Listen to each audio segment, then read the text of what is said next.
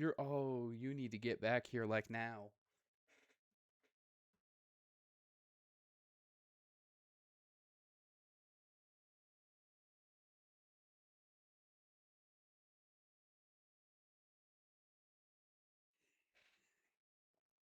Hey, good news for Ohio State.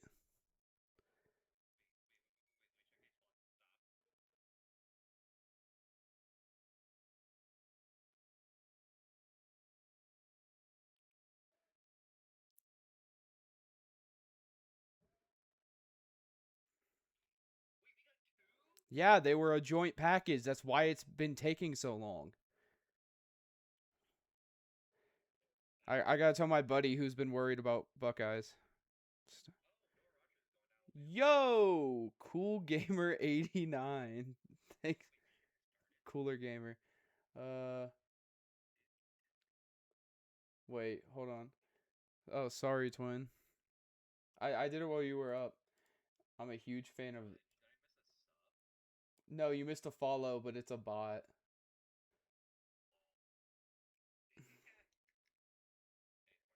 Whatever. I ain't mad. Yeah, so top 40 recruit uh uh uh is it Kua Rasal and and James Smith. Yeah. Yeah. Who? Oh, really? Really, man? I think he's a junior. Hold on, let me look. Uh Both were top 5 were 5-star recruits coming out of high school. Smith is a senior, so we get one of him. I think. Let me look at. He's a redshirt junior. Yes.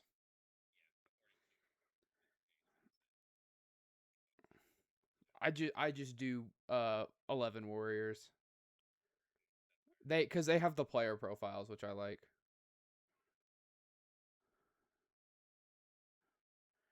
Let me post my stuff on Snap. Well, he was all Big Ten, right? So Claire's got to be gone. I don't think he was though.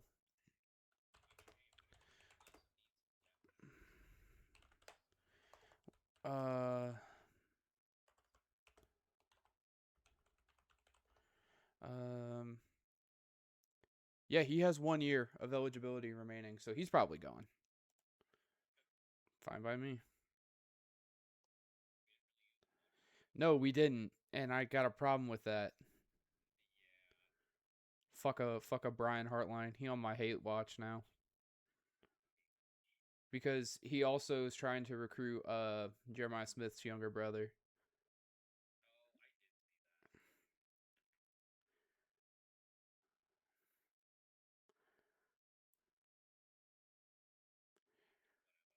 I mean, whatever. You're right.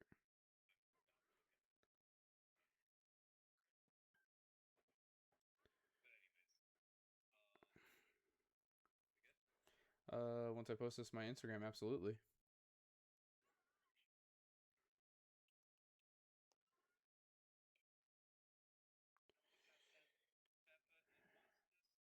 I, w- I wish I had a pepper right now.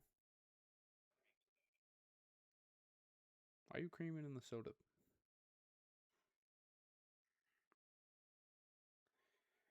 That well, all right. We got this. We got this fucking guy. Oh, my Discord did the cool thing where it full screened after I explicitly told it not to do that.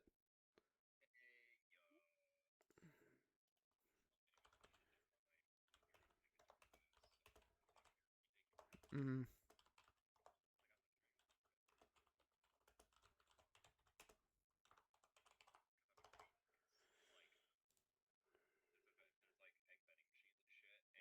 Uh-huh.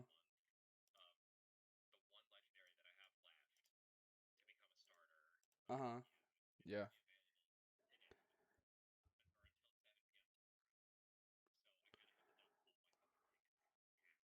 Mm-hmm. That's fair. Yeah.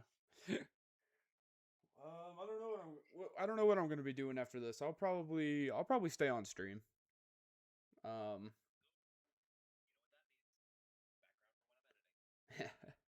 I, I was gonna say if I'll have any viewers, then I'll stay on. If not, then I'll get off. But we'll see.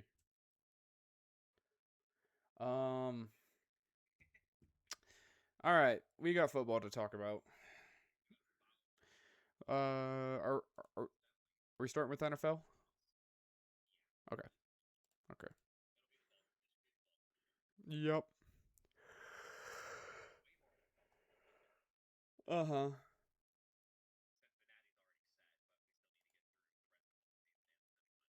Yes, we do. It's a lot.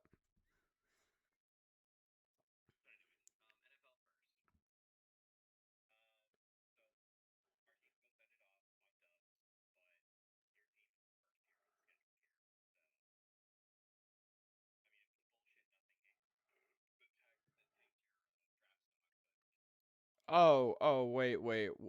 What game are we talking about? Yeah. Because we're on week 17. I was opening week 18. Like, what the fuck is this guy talking about? No, yeah, it was unnecessary. It was just an unnecessary display of hey, we can do the offense. I'm like, well, yeah, that would have been great, like 5 weeks ago. But it is what it is. Chase Brown really got to like open up a lot at the end of the season, which makes me very positive for his progression. Especially, it also shows like a really positive note how the interior O line is starting to gel. Ted Karras is pretty much on his way out of Cincinnati. Maybe not like immediate leaving, but he's getting old. Um, but Dalton Risner has really, really found a rhythm in this offense, and Dylan Fairchild's progressing really well. He's one of the better rookie offensive linemen this year. Obviously, he's not on the same level as like a Tate Ratledge or a Zrabel, the first round pick out of the to Seattle out of NDSU. Um, but he is NDSU, North Dakota, Buffaloes, right? Buffaloes are North Dakota or Bison. South Dakota's the Jackrabbits, right? Yes, yeah, yeah. Um, but he's been a really great right guard or left guard, excuse me. I think he's gonna really find his place. The question is now Orlando Brown is in the last year of his contract. I don't think Cincinnati retains him, especially at the money we already paid him. We paid him a um, we've been paying him 8 mil um per year because the initial signing was a 4 year uh 64 and half and yeah. Yeah, so a lot of that was the signing bonus. Um, I just don't think we keep him around. He's no he and for someone who has to play against Miles Garrett, T.J. Watt, and Roquan Smith a combined 6 games of 17 out of the year, you would really like to see a lot more production. I get it. He's old. He had his time with the Ravens. He had his time with the Chiefs. And now he's finishing another 4 year deal with the Bengals. He's a good player historically. I just the gears are kind of wearing on him, and that's fine. I love Orlando Brown. If we can retain him on a cheaper contract, and maybe we go out and get another offensive tackle to kind of swing with him, then I think that's great. Yeah, he's a great locker room guy. He says he loves the city of Cincinnati. Um, but that was definitely a very focal point of the offense that I saw. Like he was weaker, and it sucks because that's Joe's blind side. Um, it already. Sorry, there's something stuck in my teeth from earlier. Well, not only that, you're next to a rookie guard and you're talking about an injury prone quarterback. So all those things together just didn't really have my like super big confidence going into this offseason. I think we'll play him out because like I said, he's a really good guy. Zach Taylor doesn't like to move on guys who are like good people. Um, so I think that's just going to be what it is. I'm not mad at it. We're playing a third place schedule, and a lot of the teams we have to play next season. Here, I'll pull up the Bengals schedule just because I'm going to keep referencing it this show.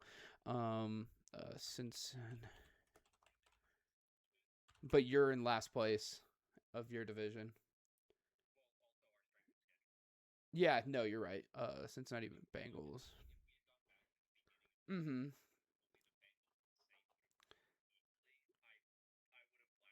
I mean, I would have said no.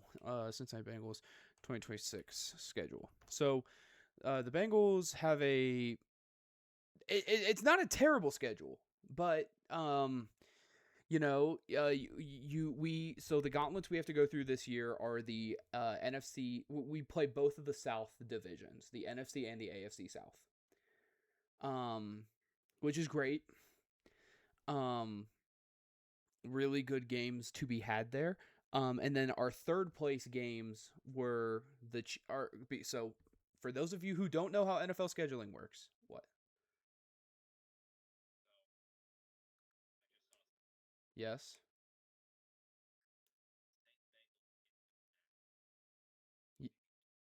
We may need to talk about this. Tampa is also coming to Cincinnati, so I'm gonna have to find a way to maybe make it to both of those games because I don't know if you know my best friend of 21 years, who, I'm the godfather to his child, is a Buccaneers fan. So we are actively trying to work that out, and if somehow it won't be bookended, but somehow, some way, if it happens, I'll try to make it work. Anyway, um, no. You're good. You're good. You're good. You're good. You're good. So yeah, back to my earlier point. For those of you who don't know how NFL schedules are made, I will explain it to you very fast. Every division plays their divisional opponents twice. That's that's 6 games. Then the divisions cycle through one another, and the so the AFC North will play the entirety of 2 divisions, the AFC South and the NFC South. So that's another 8 games. But that's only 14 games. Well, that's where your previous record and placement of your conference or of your division comes in. You see at the bottom here, the Bengals play the Chiefs, who were the third ranked team in the AFC West, the Dolphins, who were the third ranked team in the AFC East, and the Commanders, who were the third ranked team in the NFC East. And this cycles. This is how all NFL schedules are made.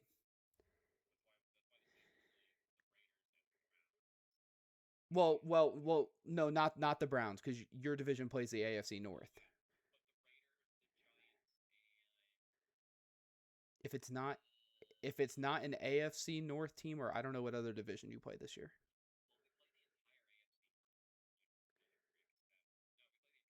Yeah, no, that's what I'm saying. That's how it works. That's how it works. Here, I'll look for you. I'm good at pattern recognition. So yeah, you play both. No, you play both of the North. So you play both of the North divisions. So here, look at my screen. It breaks it down for you really nicely. So you see the entirety of your division. Yeah, it's the Cards because they're the last place of the NFC West. Yeah, you guys have a fuck schedule next year, man. This this is gross.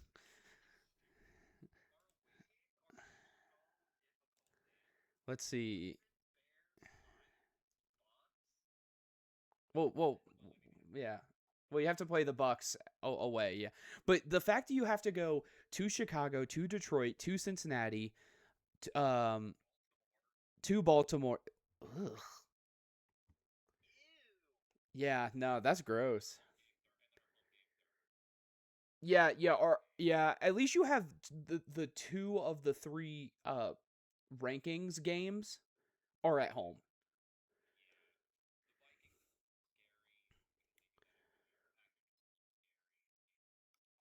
Yeah. So yeah. So that's how schedules are made in the NFL, and it's awesome. I think it's great. Pattern recognition is fun. Um, no, I'm not autistic. Leave me alone. Um, anyway, yeah, this was just kind of a nothing burger game out of the Bengals, and we were talking about it while we were on live. It all it comes down to is the Bengals show up when they don't need to, and they don't show up when they need to, and that's just the trend.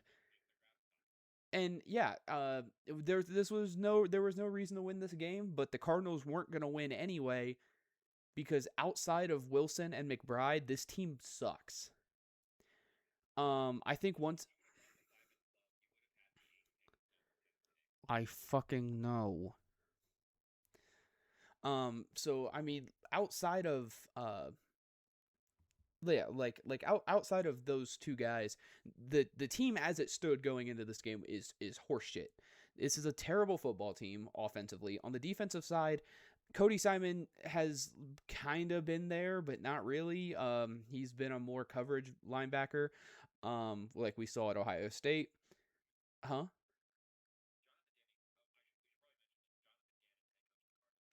I was gonna do kind of a coaching carousel thing at the end of our game recaps.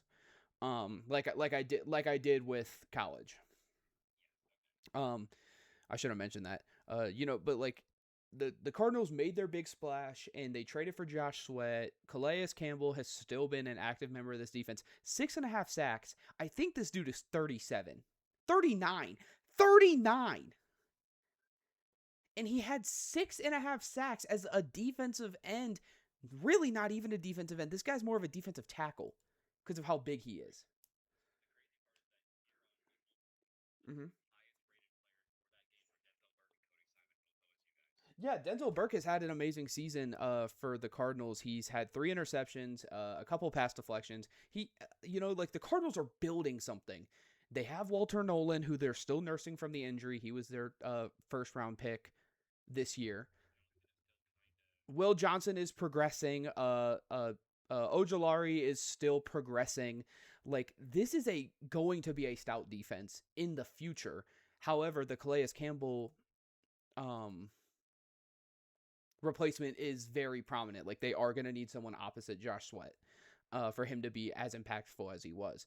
But once you get, but with Jonathan Gannon out, it's hard for me to see this team as like, okay, what direction are we truly going to go in? Because this defense is going to start catching fire real fast. We saw it at the end of the season. Maybe they didn't stop a lot of plays, but they most definitely had big defensive plays.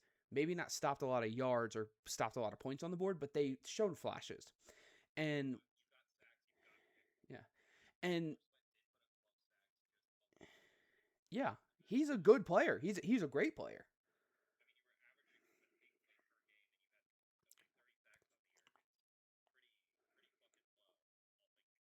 But this team also went 3-13.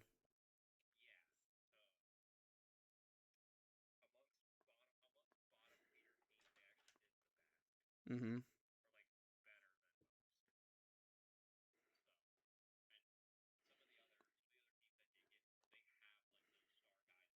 Mm-hmm. Mm-hmm. Yeah, yeah, and it yeah, and but they had Quinnen Williams, who was a force to be reckoned with. Obviously, they traded him to Dallas for a haul. Um, and they have Will McDonald, who is still a very good player. They have Jermaine Johnson, who's still a very good player. Quinnen Williams' brother, whose first name is escaping me, but it's also with a Q. Quincy Williams. I think it's Quincy. He's also a decent player. So it's like these bottom feeder teams, like you say, yeah, but like man, Josh Sweat was just so impactful this season. What?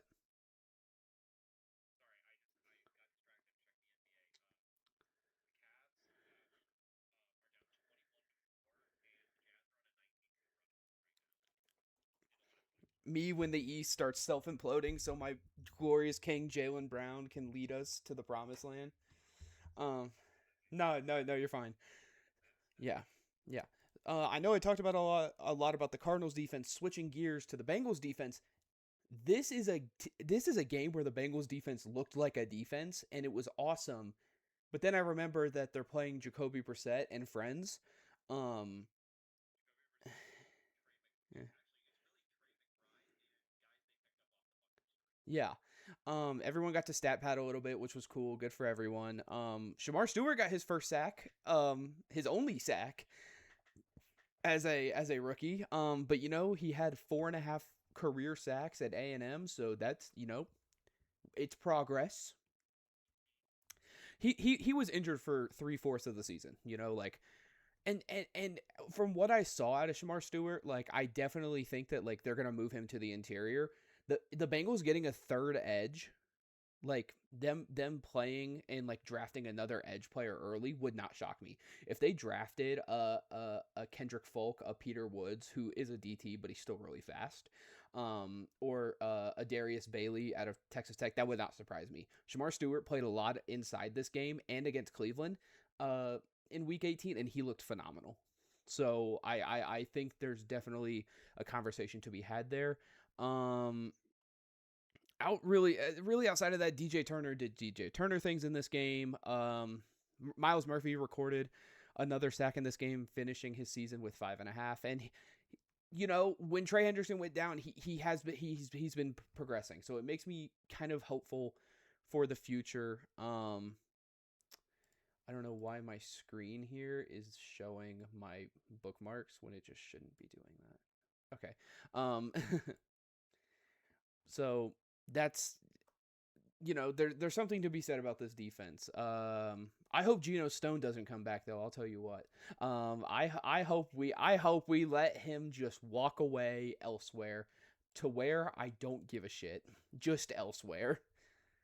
But yeah, there's a lot of questions about Cincinnati right now, and I think with this offseason, this is probably the most important offseason the Bengals have had since the offseason post Super Bowl.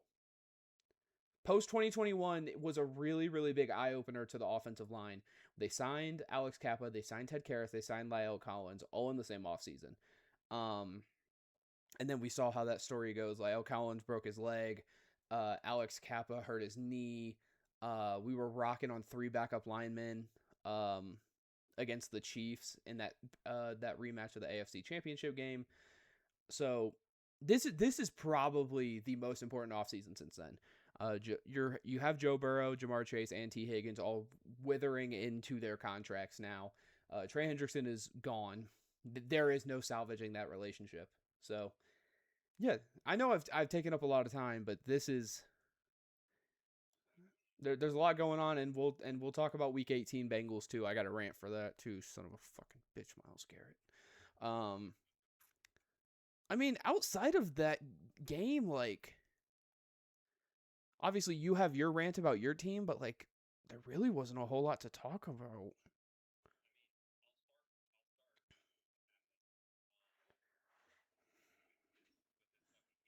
Mm-hmm. Mm-hmm. I remember.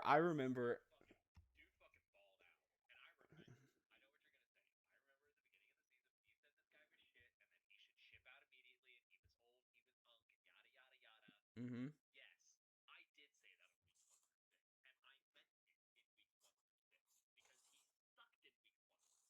Yes. Well, to be fair, he didn't play. He didn't play. It was what's his fucking name? God, he sucks so bad.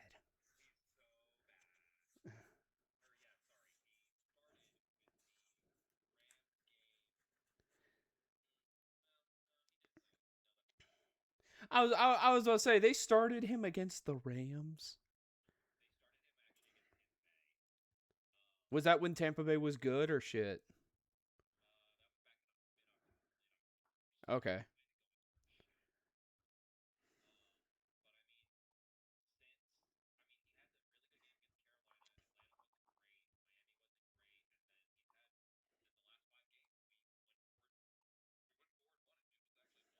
Mm-hmm.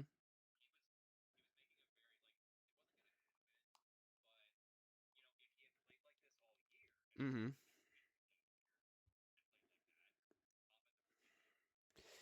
Uh, there's a chance. Yeah, there's a chance. I mean, I think the more pressing point is you might have made it to the fucking playoffs. Maybe, mate.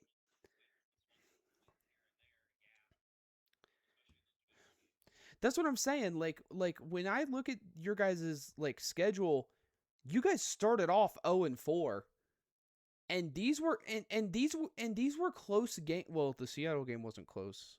Um, the no. What I'm saying is like in your first 4 weeks, you only you lost to seven, or you lost to Arizona by seven. That if Shuck was playing, who knows? San Fran, you only lost to by five. Who knows? Um, Pats by one score. Who knows? And he started officially against Tampa week 8, right? Yeah, yeah, yeah. Uh, and you don't even need to flip four of them. You could flip two of them and still have. But like, look, that was definitely, you know, I mean, they've announced that they're rocking with him next year, so who knows what will happen.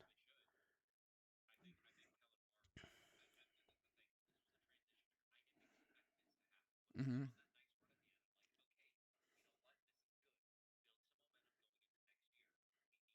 Mm-hmm.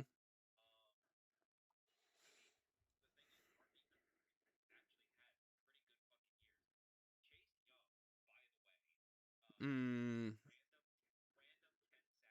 yummy. I love Chase Young.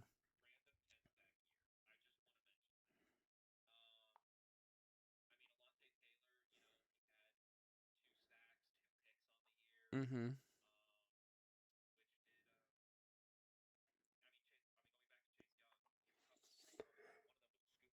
Uh-huh.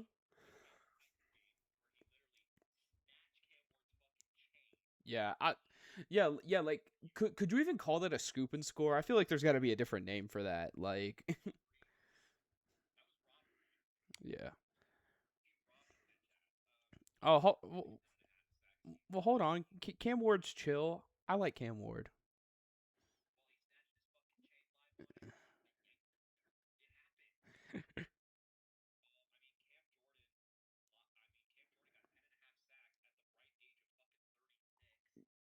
Yeah, yeah. He does have a high motor. I do really like him.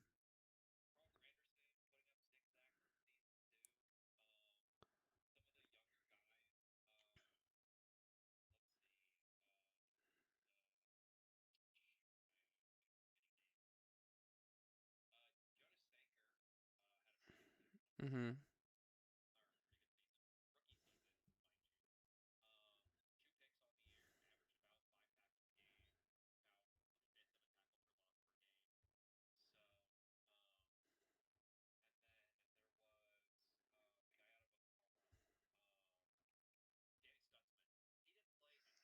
Mhm.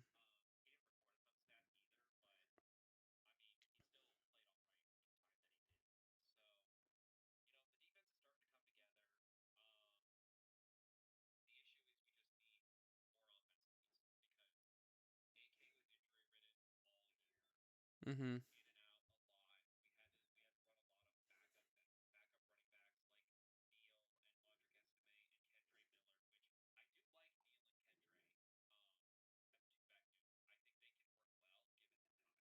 Mhm.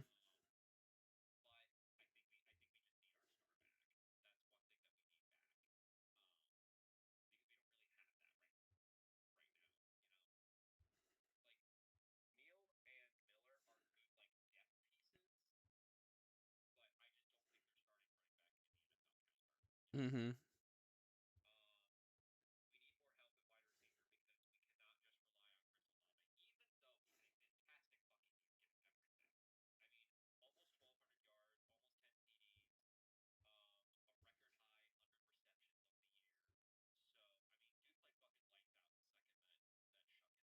Mhm.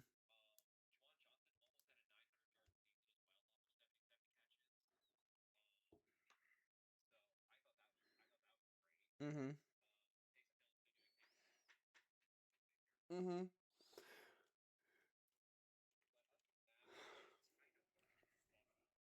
Yeah.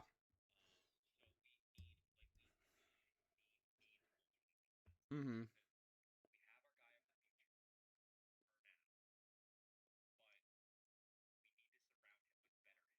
Mhm.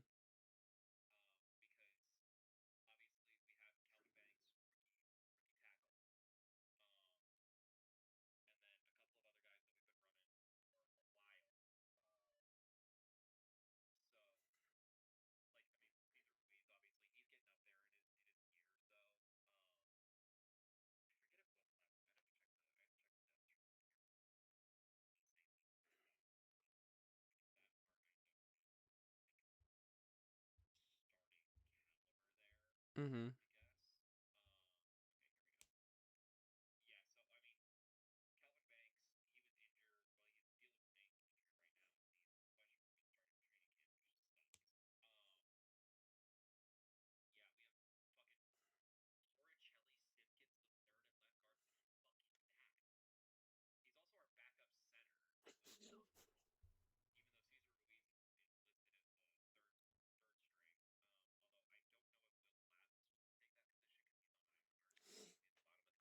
God, I forgot about that fucking guy, bro.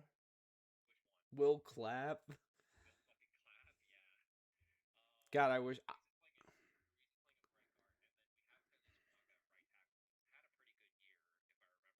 He's the he was the guy of fuck.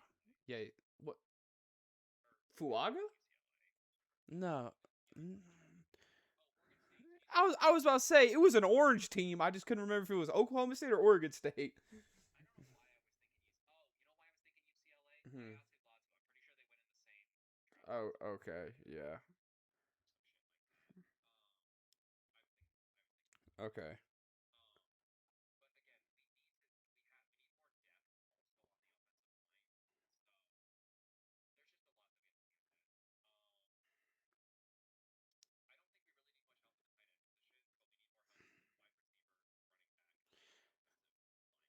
It's just so weird to me that you guys traded away Sheed. Still, like,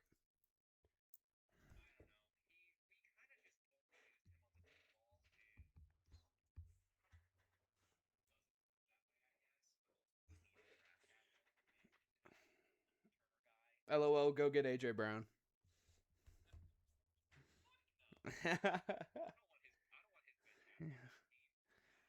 AJ,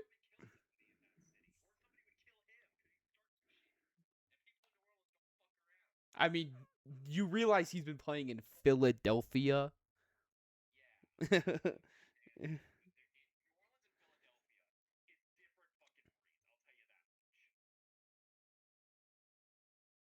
don't know, man. Crazy Cajuns versus crazy Italians. I don't know, man. It's all the fucking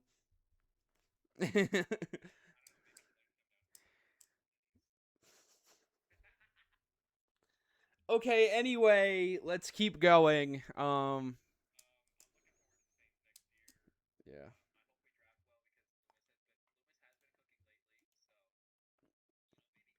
Little bit. A little bit.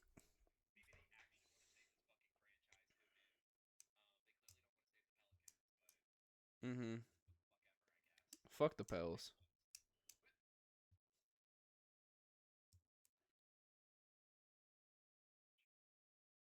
I I mean,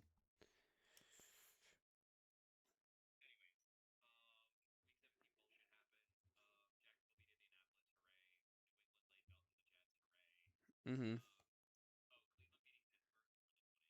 God, that was the shittiest game of all time.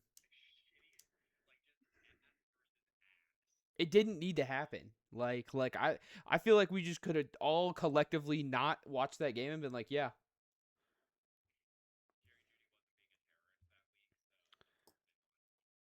true.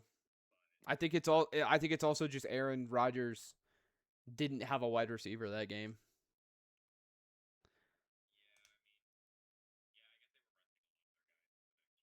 I don't think they were resting. I think they were fucking hurt. Because well, also like the Steelers. Oh no, DK was suspended. Remember, he got in that fight with the Lions fan.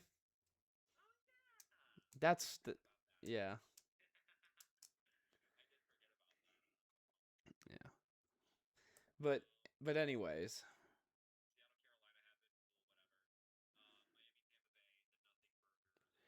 the nothing burger that was like actually kind of fun to watch. I watched that game. That yeah. Quinn Ewers dropping dimes.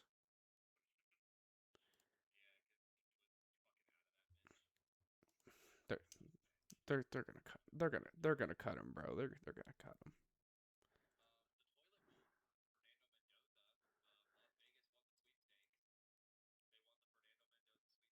I was so mad that they lost that game because and we'll get back to this net when we talk about next week. I wanted the Raiders to win this game so that they would like have to lose against the Chiefs in week 18. So we would have a better draft spot and it just it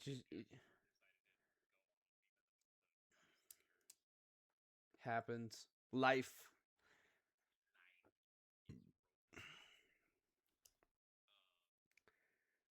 Yeah, Bills Eagles game. It was good. It was a fun game. Uh like Brandon Cooks 100-yard game, awesome. Um and then, obviously Buffalo lost it on the two-pointer. Uh yeah, but yeah. I mean, well Buffalo could have moved up in the wild card. And Eagles had their division. So, yeah, we'll talk about that later. Bears Niners fucking cinema. Yeah. We both got to hang out with all of our friends from college, and it was awesome. Yeah, we were all fucked up. That game was awesome. And then the day after, C.J. Stroud masterclass against the Chargers. Oh yeah, it's out of order for me.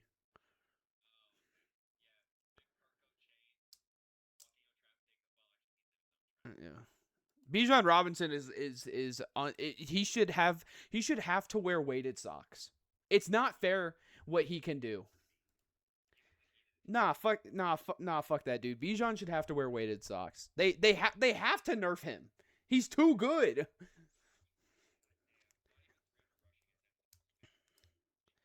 Well, not even fucking that. How about let's talk about in this game?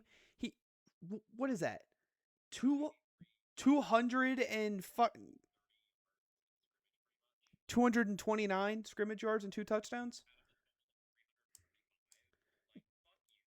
Just I mean, he can. Yeah. Matt Stafford looked really bad in this game. Like he just wasn't able to establish himself, and obviously not having Tay does that to you. Puka being in hell does that to you. And then when this is, I've been saying it all year. I've been saying this Atlanta fucking defense is gonna get real nasty, real fast. Jesse Bates again with it was his third interception of the season, and I smiled so bigly when I saw him hit that pick six. It made me smile so big. I Jesse Bates, if you hear this ever, I miss you so much. Please come back to Cincinnati. We all miss you. Like so, I don't want Geno Stone anymore. Um, and Xavier Watts getting two picks. In that game, rookie with 5 interceptions as a safety is insane. Um, yeah, yeah, because Jeremiah Smith cooked him 1-on-1. I remember because Xavier Watts wore 29, I think, or no, that might have been Benjamin Morrison. Anyway, it doesn't matter. Uh, Leonard Floyd had 3.5 sacks. Aurora Rowe had 3.5 sacks this season. Like this is and this is these are the guys who got to eat because of uh James Pierce, or not James, is it Pierce? Yeah, James Pierce Jr.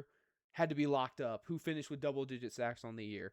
And then on top of that, the other rookie, uh, Walker, he only had 5.5 sacks, which is still good for a rookie, absolutely.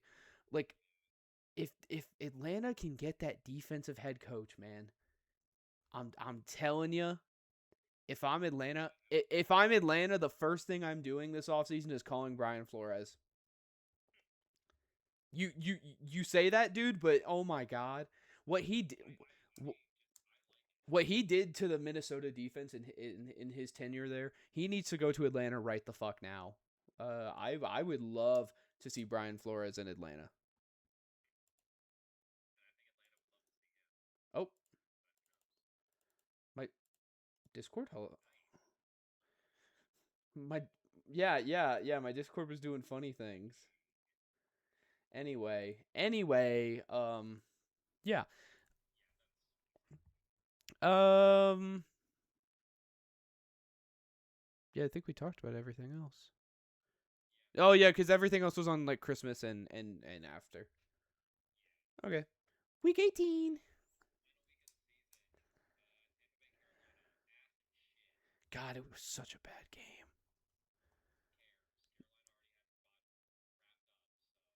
Well, that's not true.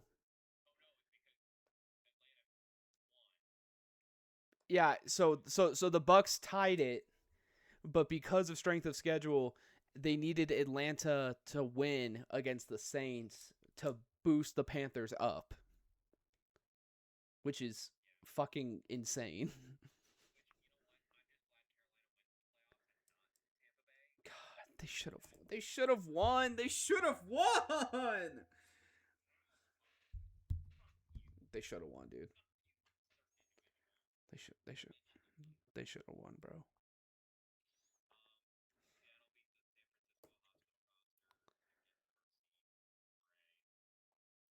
That was a Yeah, dude. That game sucked. I watched it. That game sucked. What you know about hot cock?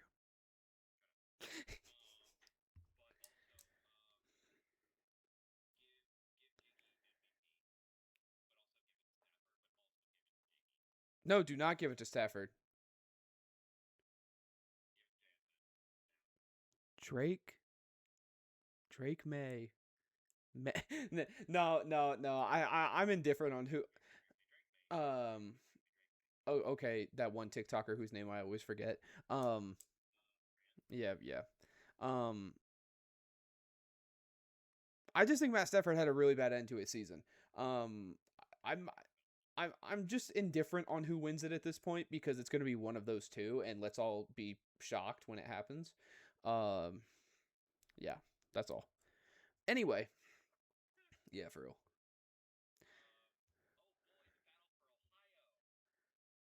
All right, I got words.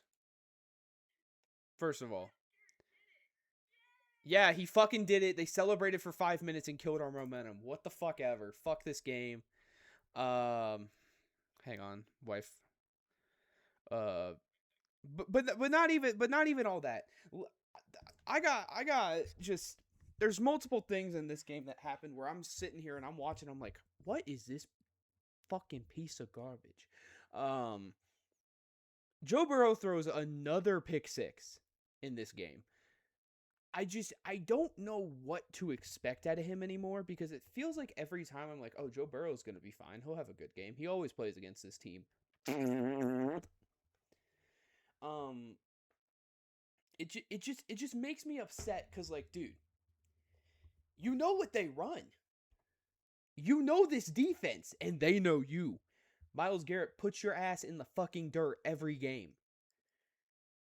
I guess it's not 100% on him. It's also on the play calling, but I will always just hate Zach Taylor for existing and breathing the same Ohio air that I breathe.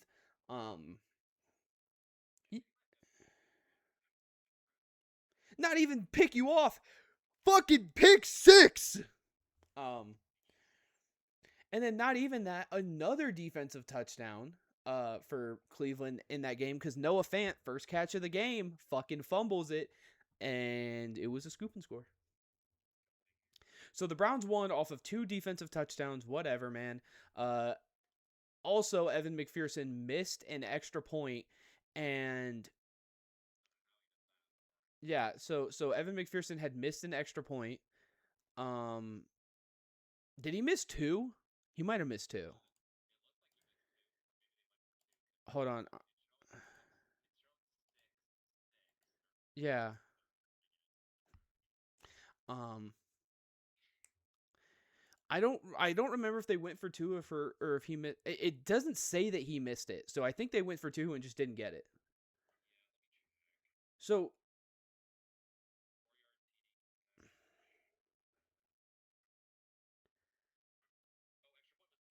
yeah, that's what it was. So you had a blocked extra point, a missed extra point, and then a missed 2-point conversion in the fourth quarter. So that's 4 points. You lost by 2. So honestly, if we had moved up in draft position, I would have said this is an excellent sell job by the Cincinnati Bengals to move up in the draft. However, we didn't fucking move up in the draft because we beat the shit out of the Cardinals and Dolphins. Didn't need to fucking happen. And then on top of that, the Queefs had to lose to the Raiders.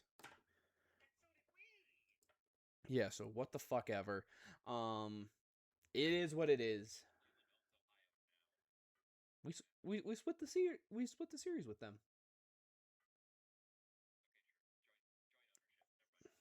Both half of the medal for everybody. Cam Sam, yeah. Cam Sample came into this game and recorded 2 sacks, which was fun for me to watch. Demetrius Knight got his third of the season, and then Cedric Johnson got his second of the season. Cedric Johnson, he's just gonna be bouncing around this team. What? Yeah. No, yeah. DT we got from the Packers this offseason. Run stopper. That's all he is. He's good. I like him. Better than Sheldon fucking Rankins. I hate Sheldon Rankins. The Cleveland run game just wasn't there without Judd, unfortunately, and I wanted to see Judd play against the Bengals. Dylan Sampson, and this is where Shamar Stewart really had kind of like a breakout game. Not necessarily in the box score, but he played a lot in the middle, and he was able to blow up some design plays for some draws. There was a couple.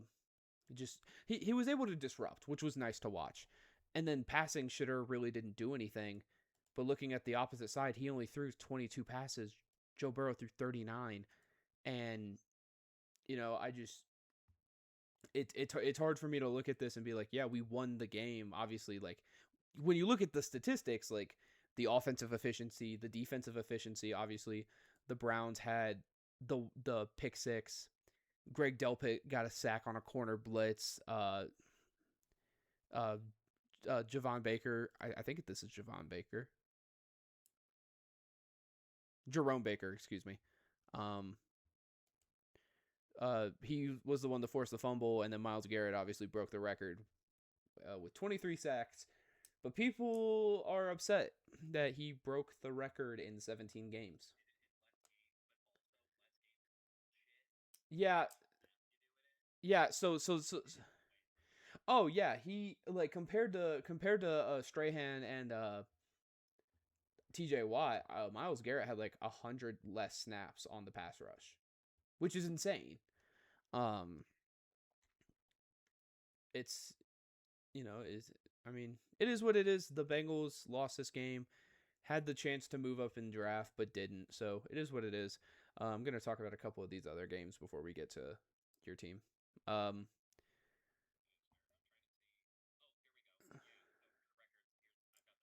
yeah,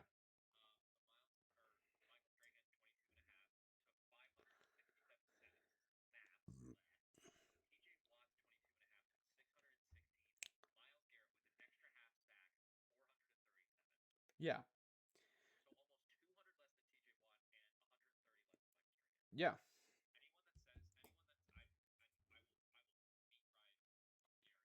Whoa, whoa.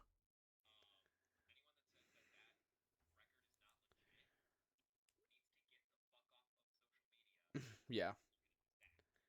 Yeah. Yeah. Yeah, I agree. Um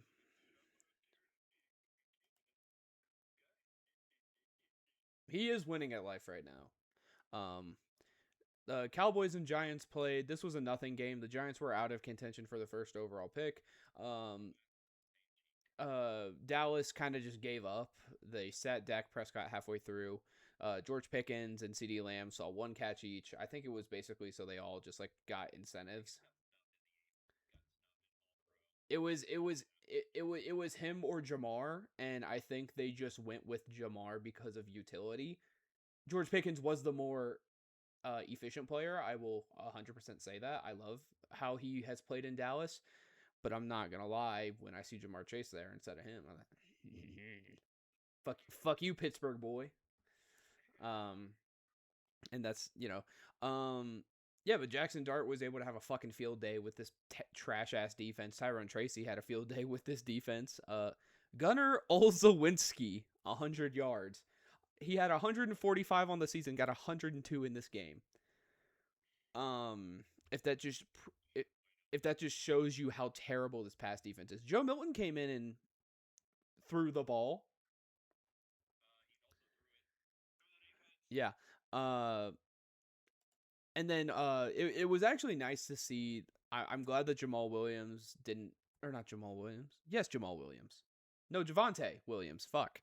Uh, I'm glad I think he was hurt for this game. But they got to play Jadon Blue, and I have been wanting to actually see how he plays, and he did decent. This Giants defense for a rookie, and the Cowboys line is banged up, and this Giants defensive line is not anything to scoff at. Even though I don't really think they played anybody. I don't see any stats. No, Brian Burns and Sexy Dexy played, so yeah. Was there a sack in this game at all? Oh yeah, Jadeveon Clowney had 3 of them. I forgot about that. I forgot Jadeveon Clowney had 3 sacks. Good for him. I hope he stays in Dallas. Logan Wilson, Logan Wilson and Jadeveon Clowney both forced a fumble. Well, yeah, and so did I don't know how to pronounce that motherfucker's name. Yeah.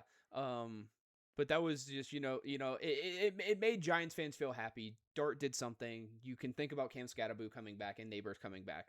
And the promise of maybe getting someone else on that defense like Arvell Reese or Caleb Downs, or maybe you go offense and you get a guy like Jordan Tyson or Carnell Tate. So Giants have a lot to look forward to. I think they have a decent shot at getting something nice. Yeah, yeah. Vikings and Packers played. Packers rested everyone. JJ McCarthy JJ McCarthy was just trying to get Justin Jefferson his record of consecutive 1,000 yards receiving season. So I wasn't mad at it, which he did. Colts Texans. This game was fun. This game was fun as shit. Riley Leonard looked great. It made me feel really confident in him, but it also made me think, did you really need to go out and get Philip Rivers? Like, I know Riley Leonard was like hurt. F- Fucking play through it, pussy. Whatever. No, I thought this was a really well orchestrated game by Indiana. Shane Steichen, like it gave him a little bit of a boost, even though they lost. This was a really good game, and especially against this Texans team that is stout in the run defense. Alec Pierce and Josh Downs were able to look very, very confident. Tyler Warren, oh, absolutely, he did. Yeah. Michael Pittman was in hell, but that's fine. And then on the opposite side, Xavier Hutchinson looks really, really great for the Texans, which is nice with all of their receiver drama, just not being able to really do anything. Obviously, Nico Collins was out for this game. Dalton Schultz has looked really, really good ever since stepping into Houston. Jaden Higgins, the rookie, another touchdown, 6 touchdowns for him on his rookie campaign with, half of, yeah, not bad. Noel being his college teammate, also a rookie. Less impactful, but I really thought Noel was gonna be another step. And then Cade Stover, he's gonna get bounced up out of there. And then one shocking thing is, the Texans O line, man, they've been holding. This Colts defense was not able to get to C.J. Stroud, and I thought that was really crazy. Um, th- yeah, yeah. Minus Laramie Tunsil, he's in Washington now. Uh, yeah, yeah. Daniil Hunter got a sack in this game, and he was able to finish his campaign with 15 sacks. Very impressive. Um, 2 forced fumbles in that game. Not really a whole lot else to speak of. Just the Texans.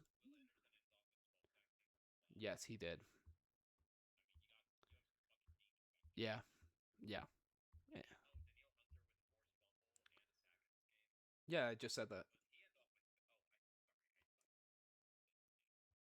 I'm gonna punch you through the phone. Anyway, yeah.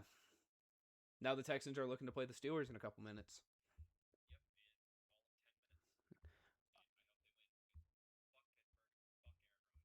True and true.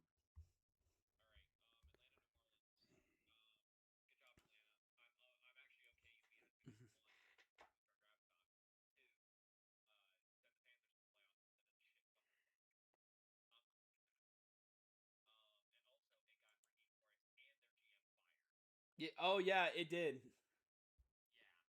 Well, I knew Raheem Morris was fired. I forgot their GM got fired.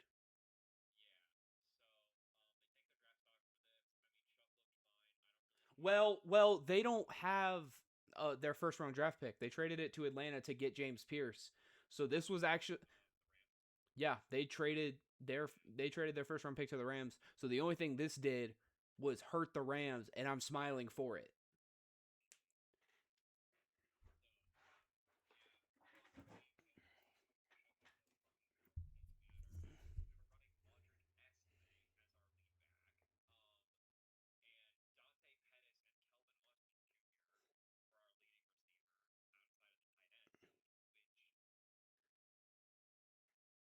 That Jazz Cleveland game, it's tied now.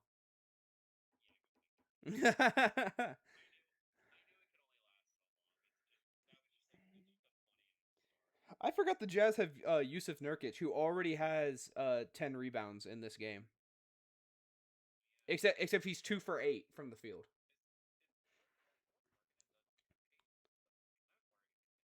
Yeah, yeah, yeah. He's 10th in PPG.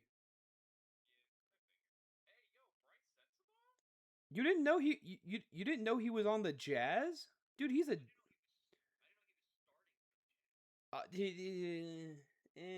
back and forth. That was my when Jade first got to tour OSU and like meet Bryce. She loves Bryce Sensabaugh. Loves Bryce. like that's her crush. I joke with her all the time that like she would leave me for him. I mean, she would. She would. Look at me. I'm shocked, and then look at.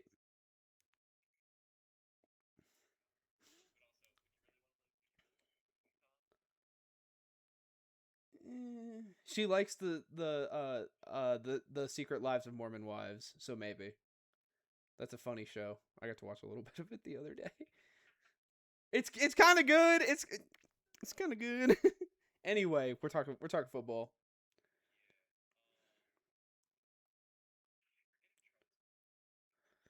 We are Charlie Smith.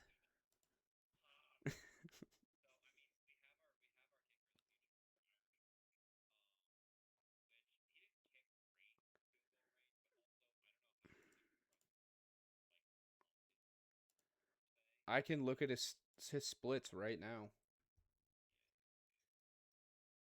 Well, he didn't miss an extra point, so you're doing better than McPherson.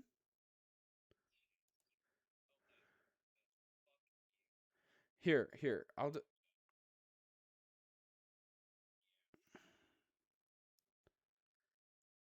I mean,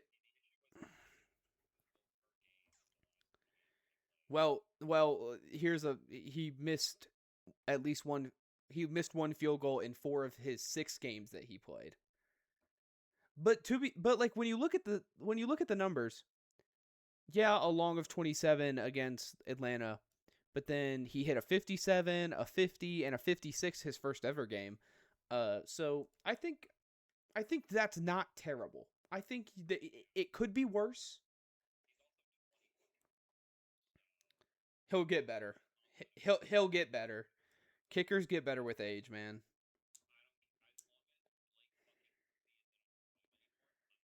Where is he at now? Indiana?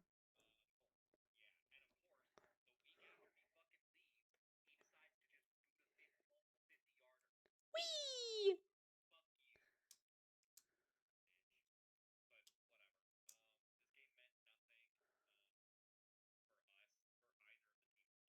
Mm-hmm. Yeah.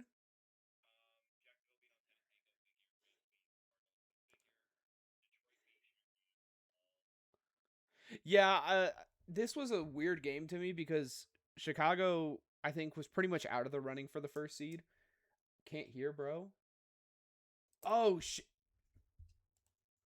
Have you been muted for the last hour? you've been muted for the last hour. I had my mixer messed up. Me? Yeah. I want to know when that message came in because I just saw it. I've been scrolling on my phone for a couple minutes. Dude, I have, because when I ended stream yesterday, I turned off all my audio and I forgot to turn on I forgot to turn on the PC audio. I just sent it. Okay, well, I'm glad I saw it. Yikes. Well, This is why you double check all of your wait, hold on. settings. I wanna see something. I wanna see. I'm trying to like listen. No, you're good.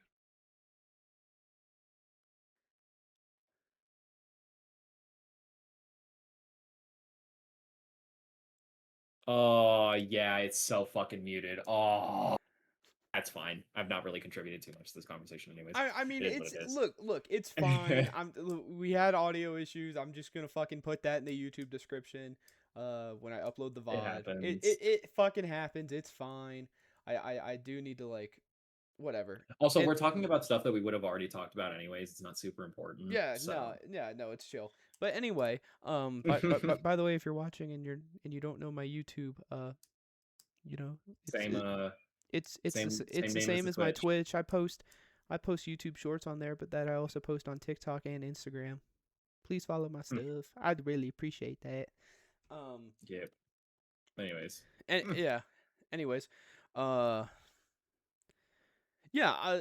I thought this was just a weird game from Caleb Williams. You know, he didn't look super confident. But then again, you had Aiden Hutchinson come out on the press conference and said, "Hey, you know, like he escaped me multiple times. Like he's super elusive."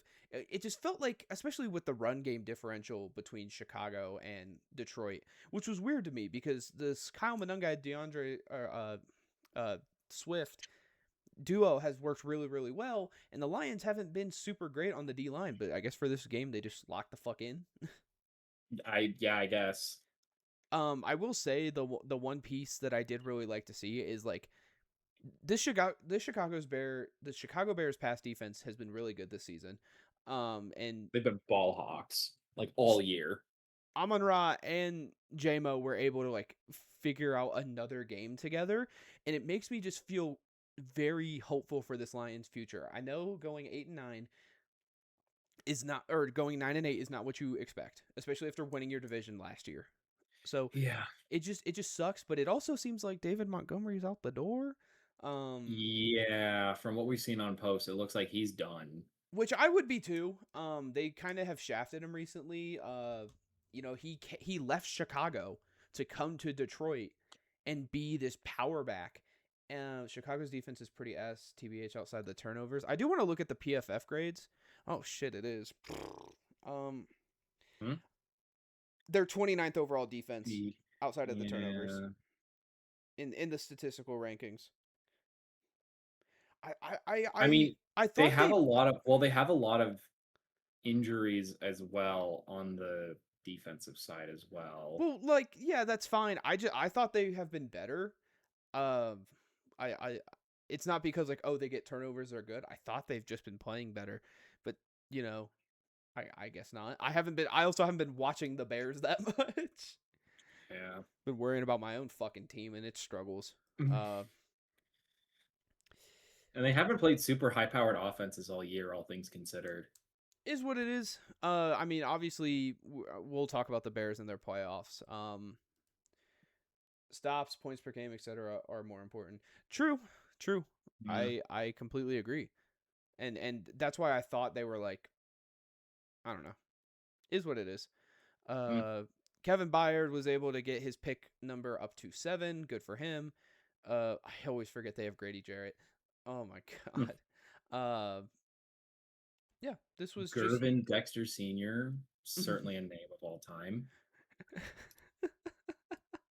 And Montez Sweat, hello. Hi, how you doing?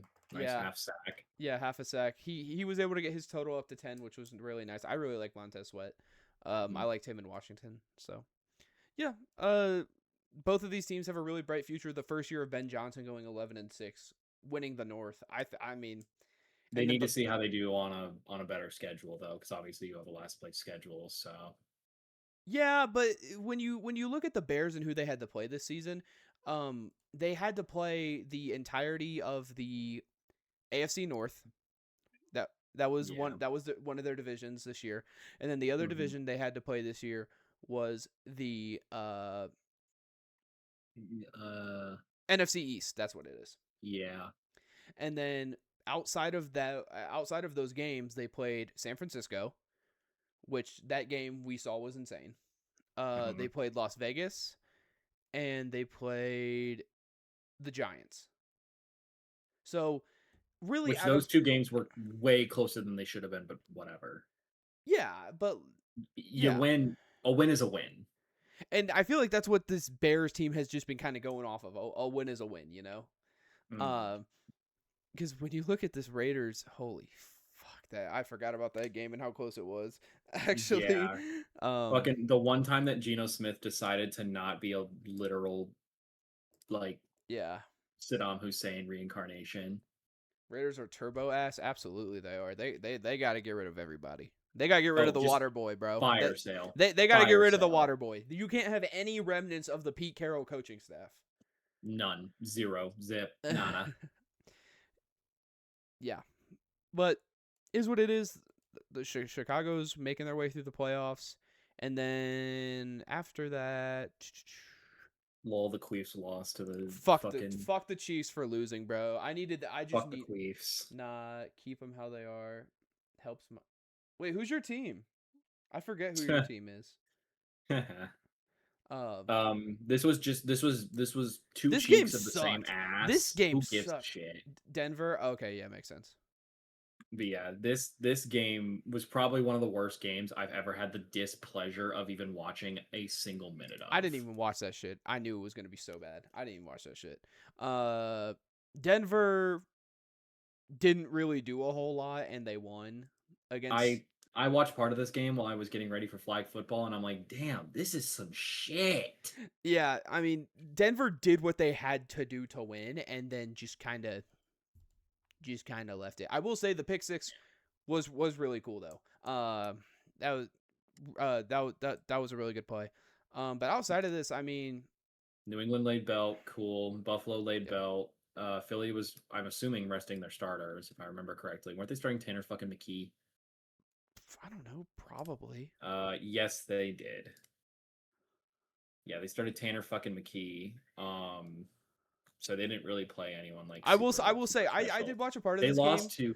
to they lost to 39-year-old Josh Johnson, which I think is fucking hilarious. I will say this game actually had like flashes. Like Johnson still has it a little bit, which is really nice to see. And This is also just showing. This game showed me specifically how the Bigsby signing or trade is just so much more impactful than I thought it would be.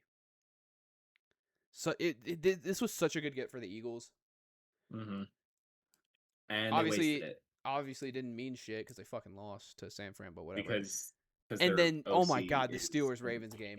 shit. This shit was so. This Oh shit my was so God. good. This was This shit was so fucking you peak. couldn't have written a better ending to the AFC North. You couldn't have written this shit. Dude, Tyler Loop, if you show your face in Baltimore, I pray for your soul, brother. My favorite meme that came out of this, fire him into the fucking sun. Fire, Patullo. He needs to be flipping Actually, you sent me that flipping burgers. The fucking kid, bro. The fucking kid. The Eagles kid who he cooks the one side and then you flip. He sounds like a 50-year-old mafia member, bro. I fucking lost it. It was so funny. Get that man in the booth or on first.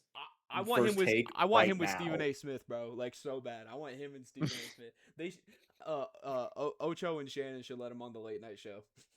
Real. Make him say fuck. Let Make that this kid child say fuck. a bad word. Make this child say fuck. No, but this game was fucking cinema, dude. Lamar Jackson was doing everything he fucking could to try and win, except the pick, which Womp womp. But it was such different style of play. It was insane to me. The Lamar Jackson, you see that like 11 of 18, 238, like those are college numbers. This is like, and they were able to rely on Derrick Henry, and then when you had to get to any other form of rushing attack, dude, it just wasn't there. It just burnt out. And then outside of Zay Flowers, and Zay Flowers again fumbled the ball in this game. Dude, he cannot hold on to the ball. It's so hilarious to me how this dude still has a fumbling problem. Still. Bum. And then the Walker touchdown. I didn't know he had 3 on the season. My God. And then when you look at the other side of it, the Calvin Austin was able to get into the end zone, which I thought was crazy. Kenneth Gainwell showing how he really needs to stay in Pittsburgh. If I remember correctly, Pat Freiermuth, old ass. Oh, Adam Thielen still existing, kind of. Yeah. Adam Thielen is still a football player in the National Football League. For how long? Who knows? Looking at the defense, Alex Highsmith was able to get just under 10 sacks this season. Harmon, defensive tackle out of Oregon. If you don't know his story, it's really, really cool. He was able to get his 3rd sack of the season. Really, really happy for him. TJ Watt he was the one who got the interception against Lamar. And then looking at Awuzie is a fucking Raven? When the hell did that happen? In the offseason. Oh, okay. Marlon Humphrey ends with four picks on the year. Yeah, he got cut by the Titans.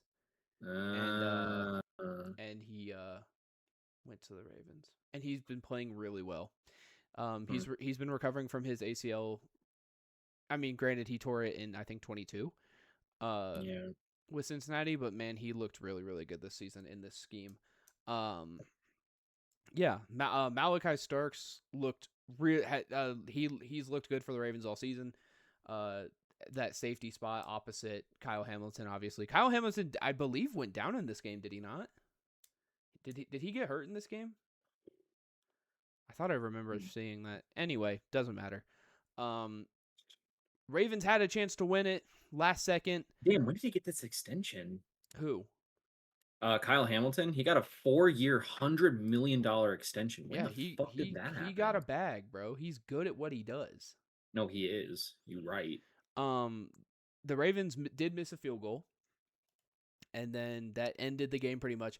My favorite meme to come out. I'm pretty sure it was the end of the game because it was as time expired. My favorite meme to come out of this season, the field goal post.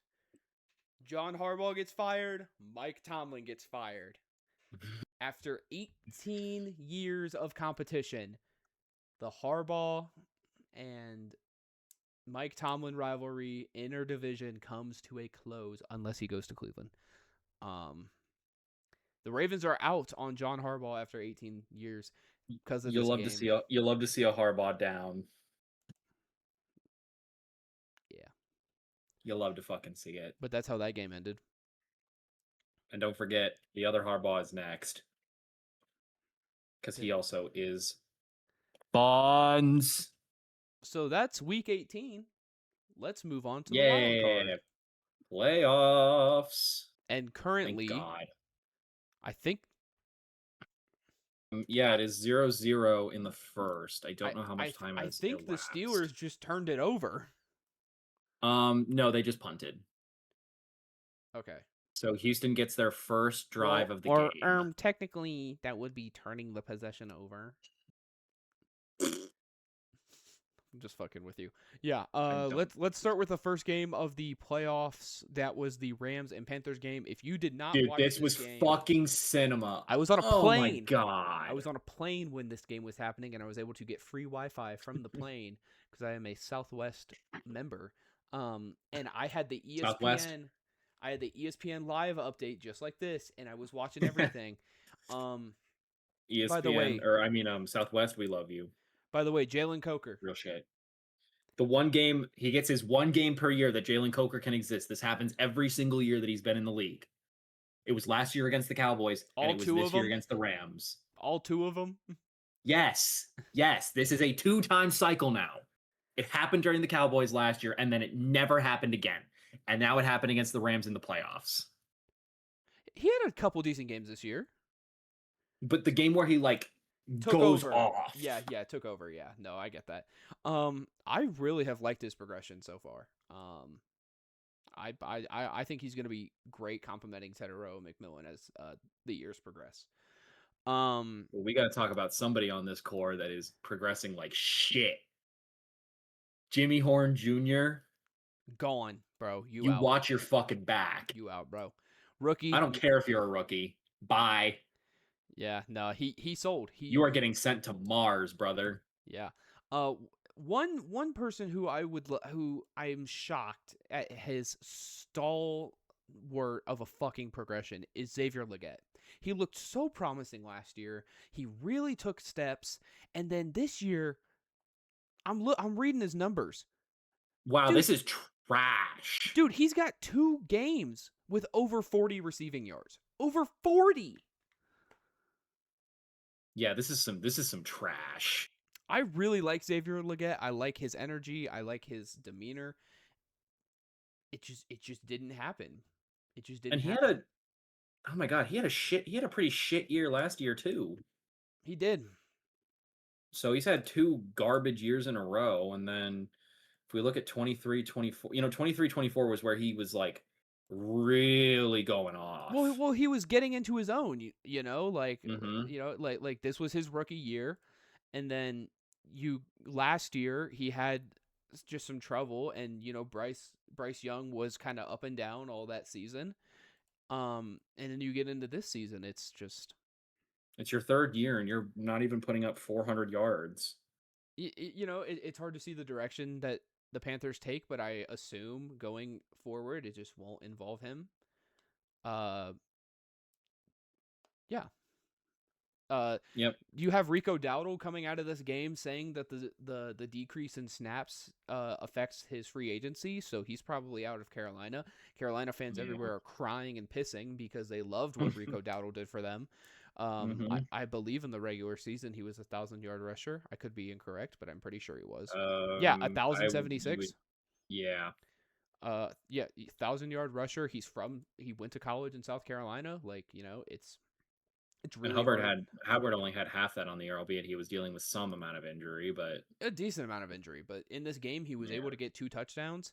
But the Rams showed up when it came to crunch time. Carolina left too much time on the clock.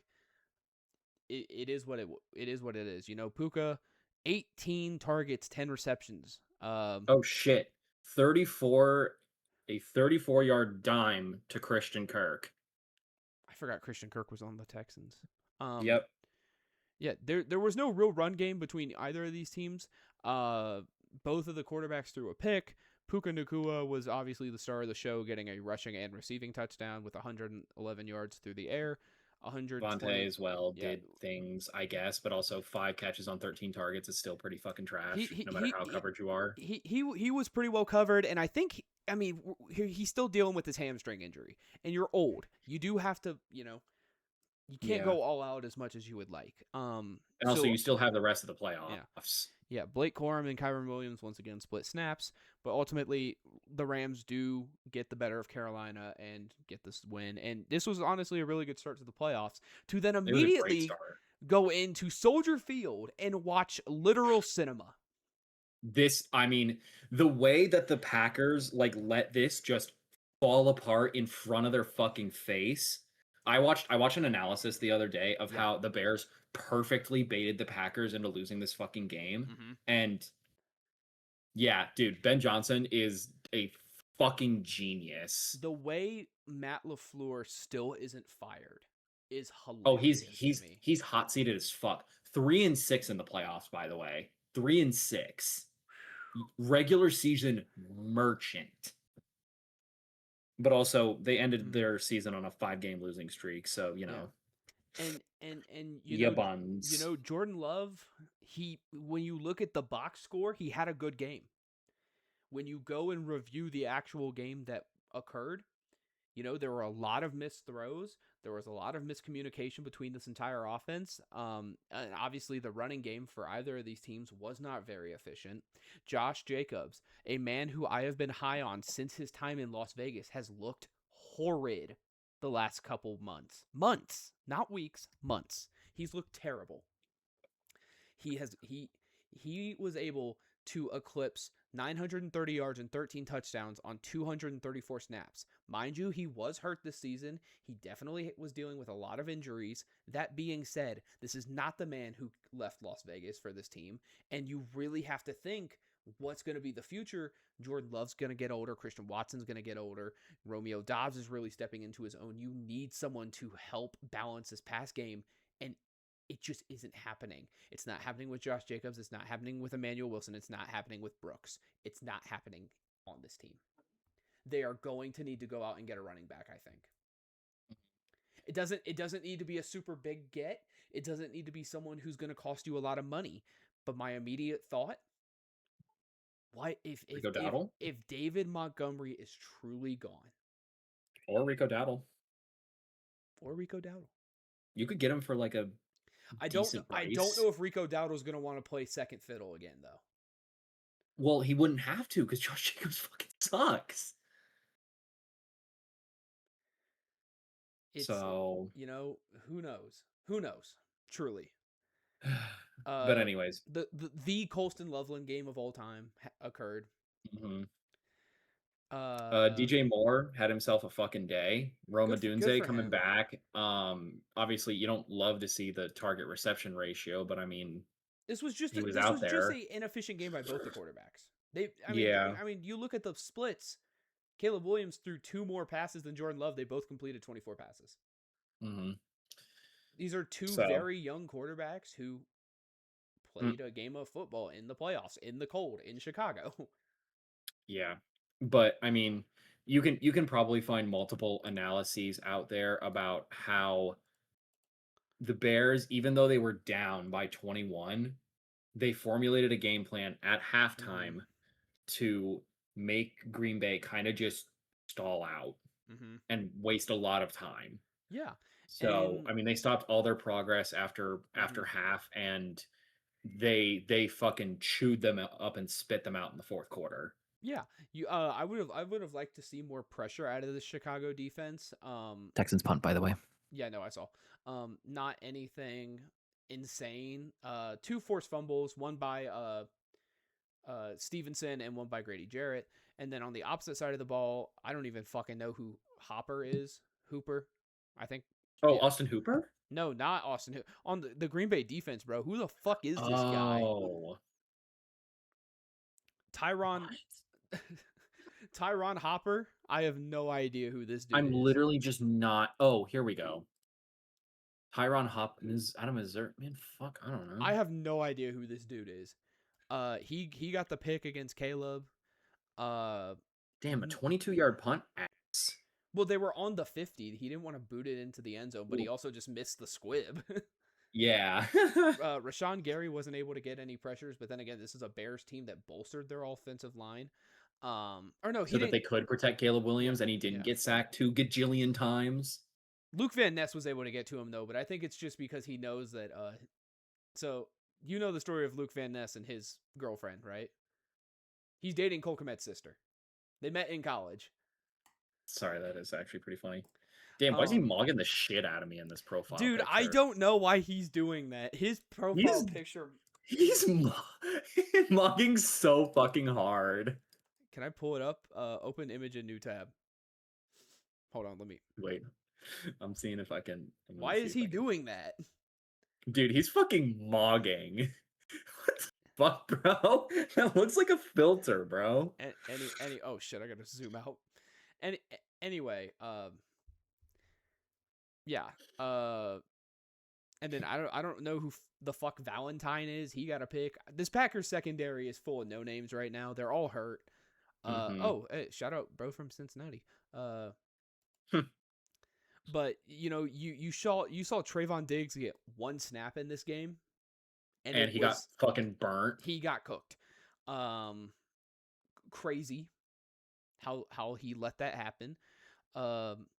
So who knows? He ain't getting that payday. You ain't getting no ice cream. You ain't getting no ice cream. So who knows what future lies for Trayvon Diggs.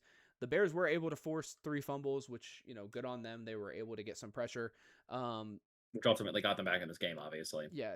This game was just cinema. Absolute cinema. It's a great first day to playoff season. And then we move into the second day that started off which was still good. Yeah, the Bills Jags. Would you look at that? An AFC with no Mahomes, Burrow, or Jackson, and suddenly Josh Allen can do things. Maybe. Streets are saying you might be right.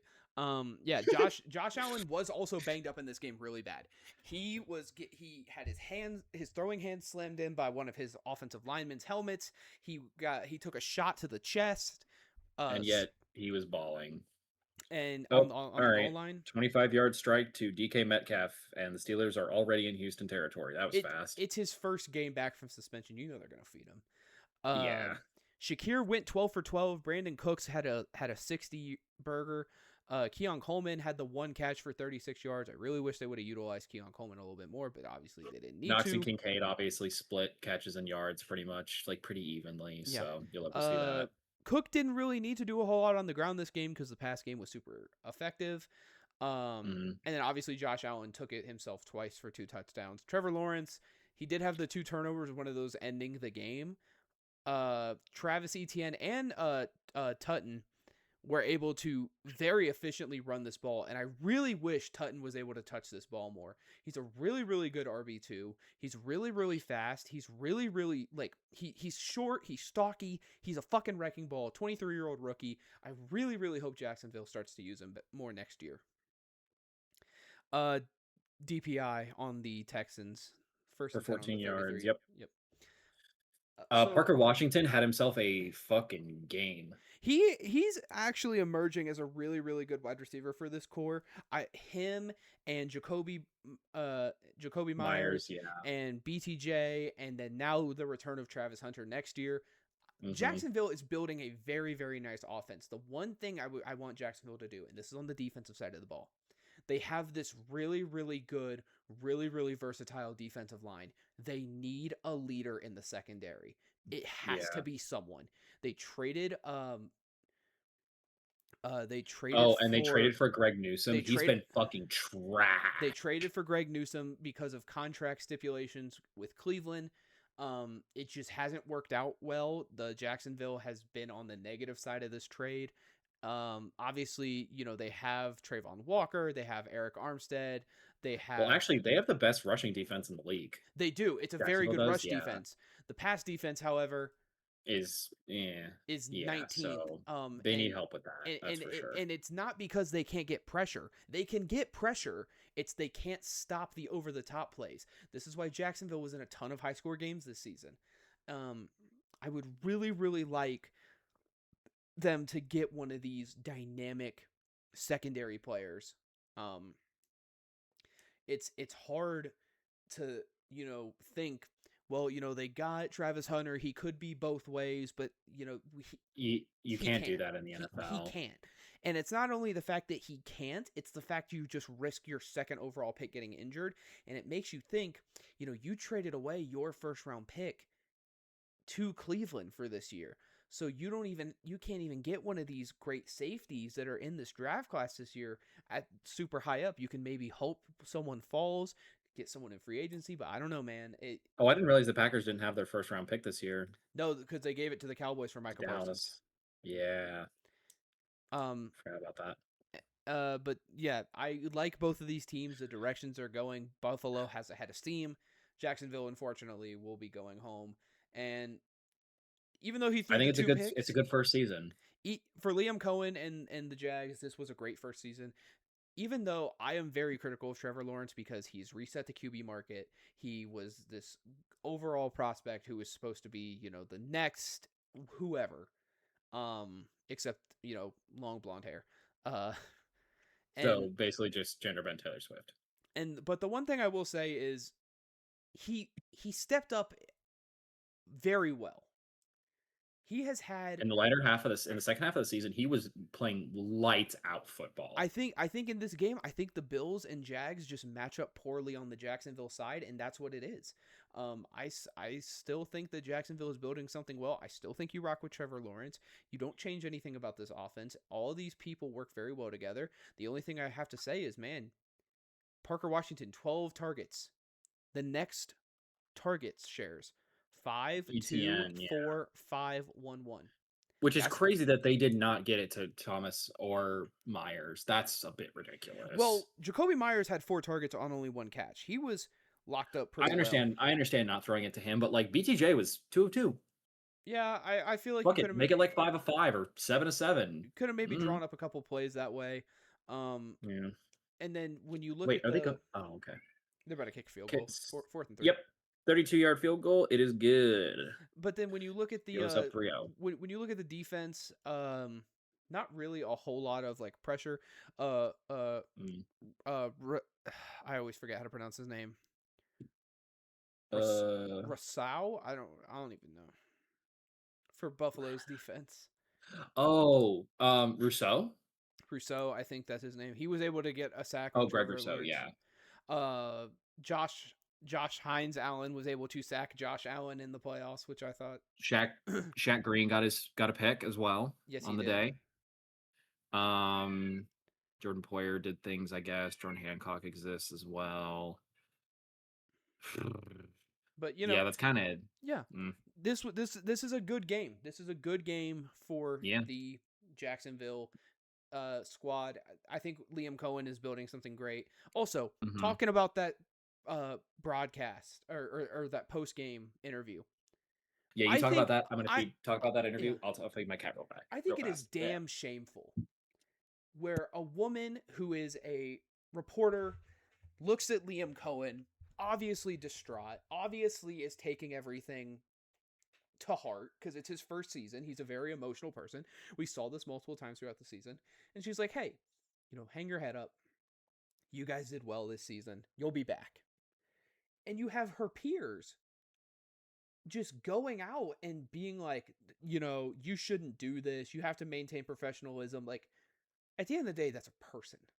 And I think that's what a lot of, and this is going to kind of not go into the realm of football. This is what a lot of this world has been missing recently is humility. And just the understanding that that's a person. Let's remind ourselves that they are a person. And that reporter was very, very kind and very, very thoughtful in their words to Liam. However, people didn't appreciate that. I don't know a whole lot about the situation just from what I've heard in passing, but it to me it's like, what's the big fucking deal? Let's just all be friends.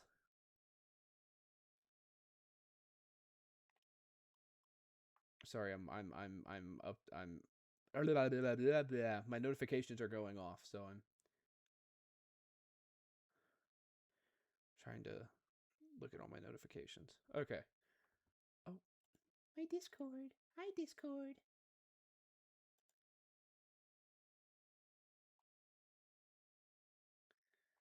All right. I'm going to talk about the 49ers Eagles game now. This was a really crazy game.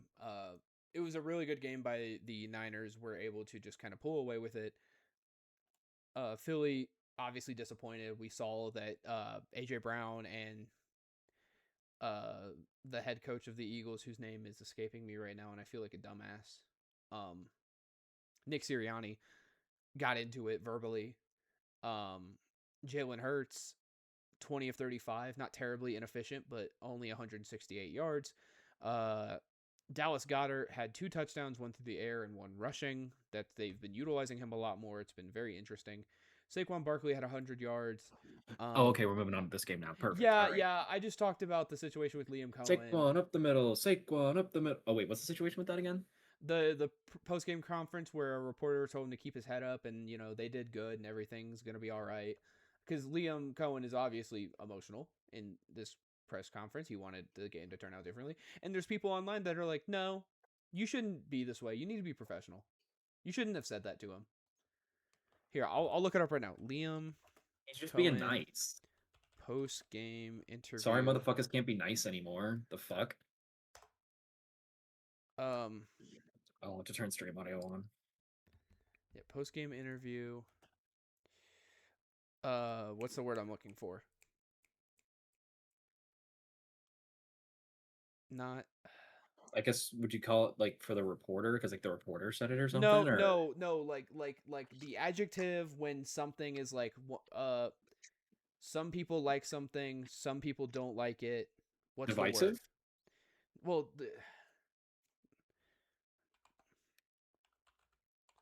divisiveness. I don't know. All right. Well, we're just gonna go to Reddit. And I'll turn on the audio in a second. And you can see him in this video. He's clearly upset. He's clearly distraught. Sorry, I don't have a Reddit account, so it's trying to get me to log into Reddit. All right. I want to tell you congratulations on your success, young man. Thank You you. hold your head up, all right? You guys have had a most magnificent season. Thank And you. you did a great job out there today. Appreciate so you it. just hold your head up, okay? Thank and you, ladies ma'am. and gentlemen, Duval, you the one, all Thank right? you, ma'am. Hi, Keep it Jade. going. We got another season, okay? I appreciate Take it. care and much continued success to you and the entire team. Thank you. and you hear this woman, and she's very, very just kind, reassuring. You can see Liam Cohen; his Yeah. face is red. He's visually upset, and there's people that She's are mad definitely at a this. She's definitely a Jacksonville person. She and like I don't understand the hate. That's Here, so negative. Interview backlash. Mm. NFL reporter of accused of asking inappropriate question during. No, this wasn't it.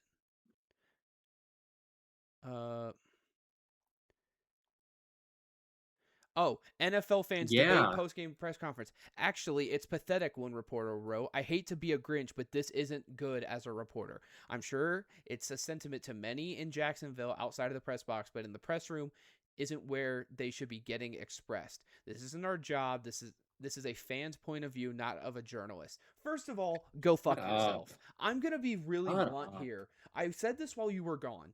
This reminds me of how the world is changing and we don't view people as people anymore. Go literally fuck yourself. Nothing This is- awesome about fan/fake media. Fake media. God, just shut the fuck up. Someone said either be a reporter or be a fan. So here's my problem with this whole thing. This We're woman letting fans is into post-game NFL playoff press. God, shut up. So this is one thing that I noticed in her speaking. This is obviously an older woman. From the tone of her voice, she definitely sounds older. What I will say is this. People are going to make assumptions on others just because they feel as if they did not do something that they would do. And you can, opinions are fine. But when we start using those opinions to diminish someone, when we start using those opinions to not view someone as potentially equal or anything like that, where we start to belittle others. That's what I'm seeing here. I'm seeing hate. And I'm Yeah. seeing this woman who is clearly Liam Cohen is not an old man. He's a young guy. Liam Cohen or like a young coach. Liam Cohen is 40 years old. He's got a wife and 2 very young children. This man has been, and look at her. This is an older, look at her. You're going to tell me that she deserves backlash for this. Yeah. And she defended herself. This entire city, town, our team, our city, and our coach. We were overwhelmed. I am not going to, I really was not going to attend this press conference, but I was talking to the young man. He said, "Ma'am, Lisa, you need to go and attend this press conference. I just want to tell you what, congratulations on your success, young man. Keep your head up." She said, "I really take no offense to the backlash. Listen, I've been in this business for 25 years. What's the line between journalism and fandom? Okay, journalists can also be fans. Like, shut Well, up. here's the thing. This quote from her said, "I take no offense from it. Listen, I've been in this business for more than 25 years. I have interviewed everyone from Barack Obama to Terry Bradshaw to Tiger Woods. You can say whatever you want about fake news." And that's what she should do. Because this is a woman who's obviously been around the block. She's very educated. She has a lot of lived experience. I just don't understand what. Trick play, forced fumble recovered. Jack Sawyer forced it. W. So I'm just, there's just so much stupidity that people, because everyone thinks that they deserve to have a voice. They deserve to have an opinion on everything. That's not at all what this should be. This woman did her job. In doing that, she reached out saying, "Hey, you are a young man. You are emotional. Let me tell you that you are valid in what you are feeling and that you are going to be okay." All I'm hearing from the people who hate this do not have a good support system in situations like this. They obviously think something negative about emotions, which is inherently immature and small-minded. So all I'm hearing from this is people don't understand how to regulate themselves and instead think, "Oh, I'm going to play devil's advocate and you shouldn't do this as a news reporter." Yeah, that's great. A news reporter for a serious story probably shouldn't do this. However, we're talking about fucking football. At the end of the day, This is a child's game that people are paid millions and millions of dollars to play. It's a guy whose season just ended. Like, you wanna shut up? So that's Please. my thing. We're talking about a game. I don't understand in what way, shape, or form that you think that you have the right to dictate someone else's response to something or someone else being a genuine good human person based on your feelings about a game and the way that game is told through the news. That's all I'm going to say. This was the stupidest rant I've ever had to do, but that pissed me off when I saw it. Absolutely. Anyway, Niners won. I talked about the stats already. Yeah. Eagles still suck, and Petula should be fired into the sun. Petula should be fired. A.J. Brown needs to go somewhere else. Demarcus Robinson is Jesus reincarnate in his 10th season. Christian McCaffrey, once again... Kyle Shanahan can just kind of make anything work. He just goes... He's kind of just football Jesus, I'm not going to lie. Yeah, not going to lie, I don't really want to talk about this Pats game. It kind of sucked. Well, yeah. I mean, the Chargers were running with some of the worst offensive linemen in the entire league, grade-wise. The best lineman they were running all game was ranked 23 out of 36, and I believe it was their left guard. Everything else was either dead last or they had not played enough snaps to record any PFF rankings. And I'm not kidding. I can send you the video that I watched earlier today, actually. Oh, don't worry. You can say the things about the offensive line. Someone just opened my door to my apartment. The Bengals offensive line in that Super Bowl. Wait.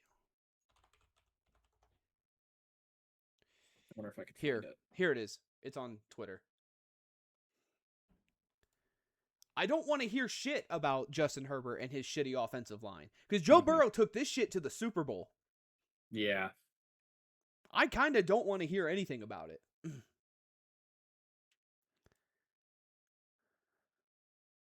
You know? I'm just saying, I don't want to hear Burrow Herbert discourse on my timeline ever again. This is true. But we Um, know the reason why the Chargers did as bad as they did. Yes, absolutely. Could you argue that the Bengals had a better defense? Maybe. Probably. But when we look at the Chargers, Oh, yeah, here I found the video. I'll the send it to you. Chargers There had we the 5th overall defense this year in statistical ranking. go. Mhm. That's all I'm saying. That's all I'm saying. I just have to get Mhm. mine in because honestly, I'm not letting this shit slide anymore. No, because how do you let Drake? Well, I mean, you obviously let Drake May put 268 on you. He Get did fucked. he did throw a pick though. He did, but you know that Henley, bro, really? You let a linebacker pick you off, bro? Oh wait, forced I 2 don't know. fumbles. I didn't know that. Hmm. And yet they still couldn't do shit with it. Tart got a sack. Tui Pelotu got a sack. What about on the defense? Marcus Jones got a forced fumble. Chassian got a forced fumble. Oh, Marcus Jones got a sack too? Chassian Yeah, got 2 sacks. Williams, oh my Milton gosh. Williams got 2. Yeah, they were literally swarming him all game. God. Well, He was in hell all fucking game. well, the Patriots were the first seed for a reason. That's all I'm gonna say. Yeah. All this under 500 bullshit can finally go to rest.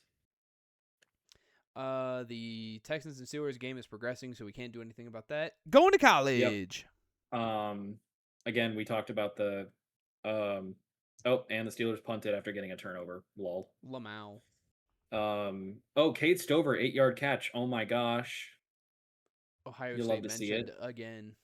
You love to see it peak. Okay. First Before- game that we get to talk about in college, I guess. But Before we do that, coaching stuff. You want to talk about Black Monday and all that good stuff? yeah, I'll talk about coaching stuff. On top of that, the Sixers currently have 80 points in the first half. The 76ers. Against the Toronto Raptors. Mind you, the Toronto Raptors are 24-16, and they are in Toronto. Yikes. Woo! NFL coaching carousel. Let's pull it up. Yep, let's talk about it. So we should probably go for what let's we see. started with. Okay, What so- started it all? so- the Falcons. Yeah, so the Falcons are fully content on cleaning house. They are firing. Yep. They fired Raheem Morris and their GM. I don't know the order of everything, so I'm just going to say them as they come to my mind. Kevin Stefanski was let go of the Browns. Remind you, Kevin Stefanski is a 2-time Coach of the Year recipient. Yep. So, Mike McDaniels was also fired by the Dolphins.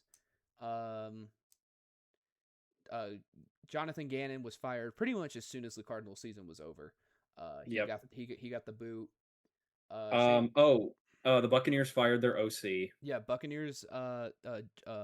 They fired their OC. I forget his name, but they fired him. Josh Gizzard. Josh Gizzard. Yes. Grizzard. Excuse me. Grizzard. Yeah. Harbaugh, obviously. Obviously, we know about Brian Daboll being out of the Giants. Cliff Kingsbury got fired. Matt Eberflus got fired. That was a mutual part. Cliff Kingsbury. It says he was fired, but they mutually agreed to separate. Yeah. Cliff Kingsbury wants to look for a job elsewhere. Matt Eberflus was fired as the Cowboys defensive coordinator. Yep, OC, and then there was another one that's right here that I just saw. Obviously, John Harbaugh's was out. fired. Obviously, yep. Yada yada. I don't think there's really any more. McDaniels is out. I just want to make sure. We also haven't hit the out of the wild card window, so any wild card changes have not happened yet. Although I don't think any of them will happen. No, because like LaFleur's on the hot seat, but they're not going to fire him yet. LaFleur's on the hot seat. I don't even know who the Panthers head coach is right now. Dave Canales? No, he just started. He's not going to get fired. Canales is in like his first or second year with the Panthers. Are you talking about like an OC or a DC? It is Dave Canales. You're right. He was Yeah, hired he in was not January of expected. 24. And Yeah, he was not expected to no. do anything crazy this year. So The Panthers defensive coordinator was requested by the Falcons for their head coaching job, which was interesting. Hmm. Interesting, but okay. But I can pull up the social medias of all the so here, Browns football X. Ravens. Yeah, I'm just going off of like what we've seen so far. And I'm just basically going through the accounts. No, I mean like the actual Browns team, guys, not Browns forum.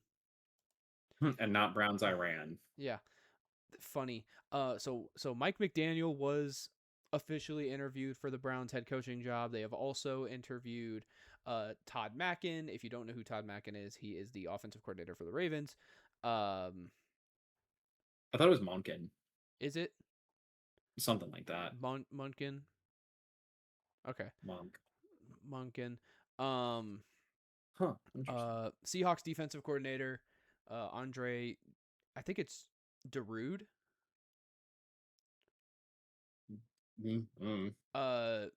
Yeah, Dan Pitcher. Oh wait, Gabe Davis tore his ACL last Sunday or this Sunday. Damn. Yeah, he got hit on a high ball. Oh yeah. Dan Pitcher also got interviewed by the Browns. And then Jim Schwartz, just internal hire, maybe. And then obviously Tommy Rees. I don't think it's going to be an internal hire for Cleveland. I'd be really shocked if it was. My biggest guess is it's probably either going to be Dan Pitcher or Mike McDaniel. I don't see Todd Monken leaving because he could be up for the Ravens job. Yeah. Because I don't know many coaches that are going to take that job right now. Ravens have interviewed Anthony Weaver. I actually don't know who Anthony Weaver is. Let me see. It looks like a Ravens guy. They interviewed Cliff Kingsbury for the head coach job. They interviewed Matt Nagy, Chiefs offensive coordinator. They interviewed Kevin Stefanski. Oh, he's the Dolphins defensive coordinator right now. Okay. And he was with the Ravens in 2022 and 2023 as their assistant head coach and D-line coach. Okay, there you go. They interviewed Kevin Stefanski. They interviewed Clint Kubiak. Clint Kubiak would be a really good get for the Ravens. They interviewed Davis Webb and Vance Joseph. They did both of the Denver coordinators. I think that's it. Yep. Yeah, that's it. I really think if Clint Kubiak gets to Baltimore, he can really shape up something. I don't know if it's going to happen, though. And then let me pull up the Falcons football. If I remember, the one team that's not taking anything seriously, I think, is the Titans with their coaching search. Football. Oh, wait. Falcons X. Not... What the fuck are we doing? So Atlanta Falcons, Tennessee Titans X. They of course interviewed McDaniels. Go figure. And then Miami Dolphins Twitter and Cardinals Arizona. Oh yeah, Cardinals Twitter. I know I'm pulling these up as we go. I'm so sorry. I thought I had it more prepared. Yeah, so Atlanta Falcons interviewed. We're getting to the college section at 2 hours, so they interviewed Mike McDaniel. They interviewed John Harbaugh. They interviewed Kevin Stefanski. They interviewed. Aiden Darude and Clint Kubiak and Anthony Weaver. Yeah, pretty much all these guys just have to choose where they're going. On top of that, they named Matt Ryan the president of their football organization, so that's going to be huge for them. Interviewing. These are for the president of football. They interviewed Josh Williams.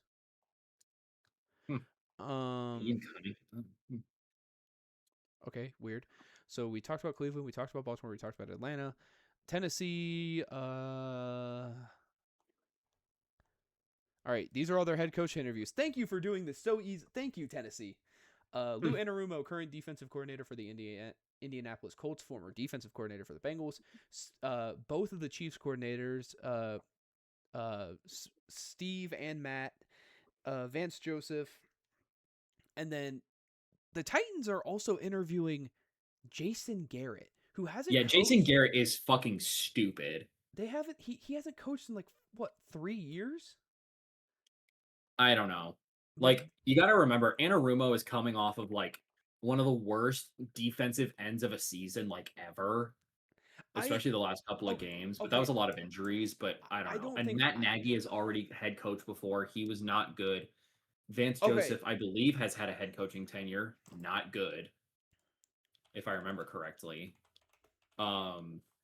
Yeah, the Jason Garrett pick just is not Vance serious. at all Joseph's either. head coaching record is 11 wins and 21 losses, and as Yeah. 2 seasons of the head coach with the Denver Broncos in 2017 and Okay. 2018. Okay, I got words for what you just said. First of all, Lou Anarumo's cornerback room has been decimated. That is not his fault. This is- DeForest this is Buckner true. was on IL. He did what he could. They traded for Sauce Gardner. He immediately got hurt. Matt Nagy was coaching the Bears at the end of the Jay Cutler into the Justin Fields era. Say what you want. I don't think he's a great offensive coordinator. But I don't know if he's going to be the best guy for this job. I think he's also just getting this because of the Chiefs. That Yeah. being said, it is what it is. It doesn't. The Matt Nagy pick just doesn't feel yeah. serious. Now the Steve Spag pick, that actually feels like they're trying a little. Yeah. Vance Joseph, I think, has learned a lot. He was a head coach during 2017-2018. That's 8 years ago. I'm sure he's learned a lot at his time as a coordinator. I'm pretty sure that's also post Manning retirement, if I remember Yes. correctly. Well, Vance Joseph is the defensive coordinator. I know, but when he was head coaching, I mean, Yes. that was yes. like right after Peyton Manning retired. That was Brock Osweiler territory. Oof, fucking Osweiler. Kevin Stefanski, I don't know how well that pick would even be for. I mean, the that would Titans. be just going from a bad team to a worse team. So Yeah. yeah. So I don't know. Mike McCoy, I don't know. that also does not feel like these bottom 3 just don't feel serious. And it's the all in-person ones, which I think are really funny. Yeah. Literally the only 2 picks that I would understand to Mm-hmm. some degree is the Anarumo and the Spags pick. Which, yeah, they do need a defensive head coach, but I would also implore that an offensive head coach would help with the development of Cam Ward. It's whatever way you want to take it, I guess. But I'm not really high on any of the guys they've interviewed. Yeah. If I had to pick one, I would say Spags, maybe. Spagger personally. Stefanski. Yeah. Those are my 2. Anyway, Miami Miami. has interviewed Clint Kubiak. Go figure. Can we? Oh yeah, they have a new GM. Oh, you could probably control F interview. You're right. Can I though? I don't know. No, it doesn't look like I can. I don't think they've had any head coaching interviews. Oh, maybe they just haven't made it public either. Well, they probably want to hire a GM and a head coach together because that's usually how you Yeah. do it. Well, duh. Ah! Fuck! Fuck! Are you okay? I just dropped my phone on my nuts. Ow! Fuck! Shit!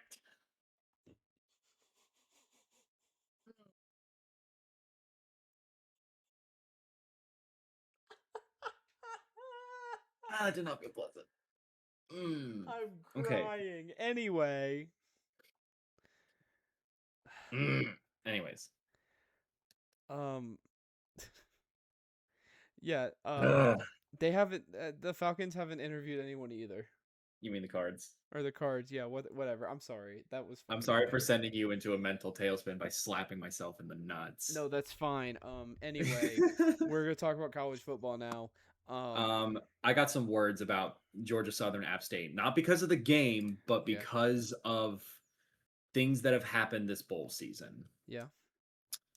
If you have 5 and 7 teams that need to fill slots in bowls, maybe don't play so many fucking bowls. It's not that hard. If you are below 500, you should not play in a bowl. Bar fucking none. It is a disservice to bowl season, and frankly, it is just a disservice to the sport itself. Because what the fuck is the goal of going 0.5 to at least say, hey, we won as many games as we lost? You can at least say that there is some amount of success there. Versus 5-7, 4-8, 3-9, anything else. You failed. Straight up. You fucking failed. So I don't understand. Like last year, 5-7 team made it. Okay, fine. You can kind of let that slide. But this year, at least 5-7 teams made it to bowl games, if I remember correctly. There were multiple teams with losing records that went into bowl season, if I remember correctly. Losing. How many? record 3 of them this year. Mississippi State, Rice, and App State. Exactly 3. Boom. On the money. That is unacceptable. Yeah, I definitely. And there were bowl opt-outs and shit like that, and that fucked everything, and I understand that, but you need to prepare for that. I think that in the way that it is, the fact that teams are allowed to opt out of bowls, I think this system isn't terrible. I think it does give teams that maybe had one bad game away from 500 a chance. Because, like, the teams that they were able to bring in were Rice, which was a decent team in the midst of a crazy American. Mississippi State, one of the best under 500 teams I've ever seen with that offense. And App State. Granted, they got their shit kicked in. However, if you are going to have, like, I think you shouldn't be allowed to opt out of a bowl game point blank period. The team has to fucking play. If you want to have players be able to opt out for which also stops ND's bullshit like they did this year. Yeah, I think no team should ever be allowed to opt out. I think because that's the thing you're signing up for. You are signing up for the possibility of a bowl game. That's what you play for. So I don't know. I'm with you. But you got your Notre Dame got their fifis fucking hurt, and they wanted to bitch and cry and moan about it that they didn't go to the playoffs. Yeah. And I was someone who said that Notre Dame should have been in over Miami. Clearly, the committee knows more than I do because Miami's in the fucking championship. Well, I mean, I would swap Bama for Notre Dame because they got fucking bitched to next week. I would also have swapped Bama for Notre Dame, but you know. Yeah, because we're letting 2 lost teams in now because. Well, I mean, to be fair, everyone fucking cannibalized themselves this year. But I get it. But anyway, this was a crazy game. This is a crazy situation. This whole season has been crazy because there's not a lot of handicaps on stuff. There's not a lot of like rules on things. I really think within the next half decade, bowl season is going to be completely reworked to the point where, like, you know. Or if nothing else, transfer portal windows and stuff like that. Well, I was getting there. That's going to get reworked. Yeah, like, it needs to. Yeah. Because otherwise, bowl season is just. Yeah. It's going to mean less and less every single year. Yeah. Anyway, that's our. We are approaching dangerous territory, so that's all I want. I didn't even want to talk about the game itself because who fucking cares? Because we have stuff to talk about on December 30th. Because we need to talk about 2 games. We need to talk about the Music City Bowl and the Alamo Bowl. Peak games. Coastal Carolina loses to Louisiana Tech. Cool, whatever. That game sucked. I watched that game. The game sucked. That game sucked. Donkey balls. I watched this game while at trivia. This one was fucking peak. Illinois, Tennessee. Great game. Amazing fucking game. And guess what? Another loss for the SEC. Another real world loss for the SEC. Luke Altmaier showed up. I mean, technically so did Joey Aguilar. It's just they didn't show up enough, you know? I mean, 14 of 18. But not really. Yeah, you made it, but holy shit, dude. 121 yards, really? Yeah, not that great, all things considered. Like, you were accurate, but it's kind of all you can say. But also, this shows that it does just mean more. It means more to the Big Ten. It does. So any of you hopped up SEC pussies can come in our comments section and talk about the hypothetical SECs when, frankly, one of your darlings of the conference, Bama, got turned around, their pants pulled down, and opened up wide, Myles Garrett style, to the soon-to-be national champions. No one watches my podcast. Do you know that? No one watches this shit. Yeah, well, if this happens to get out, then boom. Or if they want to come back to this in 3 years when we have 150,000 subscribers, boom. I wish. Inshallah. But yeah, I don't know. This was just a good game from start to finish, and it was a great end to a great game. I mean, Illinois had a good season, all things considered. They were ravaged by injuries pretty early on. So, like after the OSU game, it was tough sailing from there. And I mean, it's the Big Ten. Like if you are injury ridden, your season's just kind of fucked. So, but it was nice to see them kind of get up off the mat and show the SEC who's boss. Yeah. The Texans scored a touchdown. Christian Kirk, 6-yard pass from CJ Stroud. They went 92 yards in 7 minutes. My God. Hey. Intentional grounding from Aaron Rodgers. Lol. It's now 3rd and 21. Lol. Incomplete -6-yard pass bomb. Anyway, what I will say is I thought that Aguilar, look, it has definitely been a bumpy road for Aguilar this season. I hope he can bounce back next year. I really like Joey Aguilar. I mean, he came fresh from UCLA, like off the Nico bullshit. Yeah. So I just hope I just didn't maybe give it another year. I mean, the thing is, I think Tennessee is putting together a pretty good transfer class, all things considered. They absolutely are. They got Chaz Coleman, who I'm pissed that we didn't get. Ohio guy. How do we not pull him? Really hard to, sit with that. Potentially Aaron Scott Jr., 5-star corner out of Ohio State, is rumored. Or he might stay, or he might go to LSU, or he might go to Wisconsin, whatever. All right. Incoming, let's see. They've got a 3-star wide receiver coming from Oklahoma State. They got Dijon Lane, a 3-star safety coming from Penn State. Couple of other 3 stars. They had Xavier Gilliam, a .94 rating 4-star defensive lineman coming from Penn State. Obviously they got Chaz Coleman. They got Coleman. I forgot Knowles went to Tennessee. Jim Knowles went to Tennessee. Like, he is now at Tennessee. Oh, wait, he did? Unless I'm misremembering. All right. Albeit they had 25 transfers out, but Jim Knowles is some good stuff in. Is the new defensive coordinator for Tennessee. I forgot about that. I didn't even hear about that happening. It was in earlier December. He got hired on a 3-year deal. I fucking forgot about that. Damn, are we really 8th? And damn, we're 8th in the transfer portal? That's crazy. I really thought better than what we were earlier. Yeah, that's true. I mean, go figure. LSU's at the top right now because they have 7 fucking 4 stars. Helps that they got Sam. LSU, Texas, Penn State, Oklahoma State, and Ole Miss are 1 through 5. Kentucky's up there too, which is great. We're actually transferring. Kentucky's having a really great portal. Yeah, we're having a better portal than Indy, which is crazy. But I don't know. Regardless. Yeah, I didn't know about that actually. Yeah. So, but yeah, I mean, Tennessee's putting together a pretty good, I forgot to check where they were on the rankings here. Yeah, they're top 20. So. And like their gets are good gets. It's not like they're just like recruiting a bunch of bums.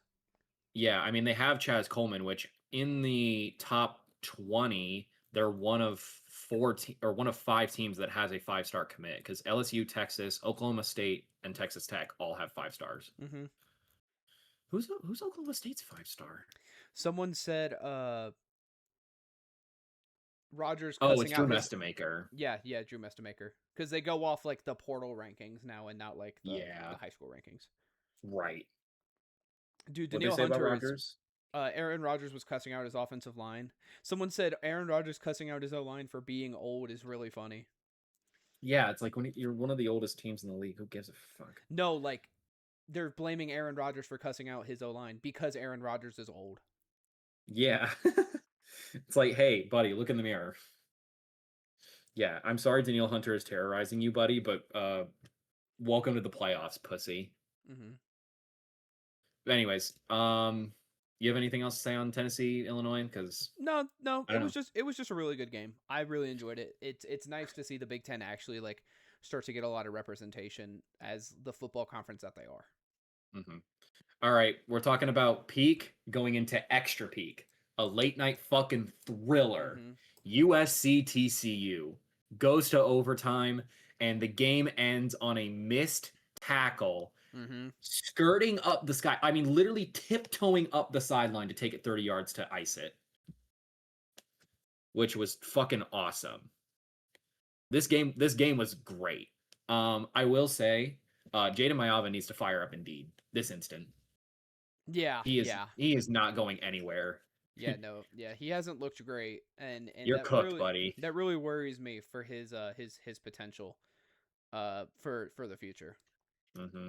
Is he a oops, open a split? Why did he open this in a split? Oh, he's a junior. Okay, so he still has time at least. What the oh, it's a split. Okay, that's split windows are weird. Anyways, yeah, so he's a junior, so he still has time, but he has a year, maybe two. I don't know if he redshirted or not, but regardless. So it's a pretty bad ending for Lincoln Riley, all things considered, because you lost to Mhm. TCU's backup. Mm-hmm.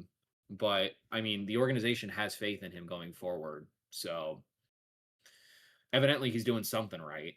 Mm-hmm. And TCU, obviously, they're losing their star quarterback in Josh Hoover, so To you Indiana. really, yeah, to Indiana, which is terrifying. So I mean, you really do have to wonder where it's Sonny Dykes, right? That's the CJ coach's Stroud just name. fumbled again, Fucking hell, you butterfingers. sacked by Oh, punch Benton. out. Three fumbles? How do you have three fumbles already, bro? It says he Damn. has two.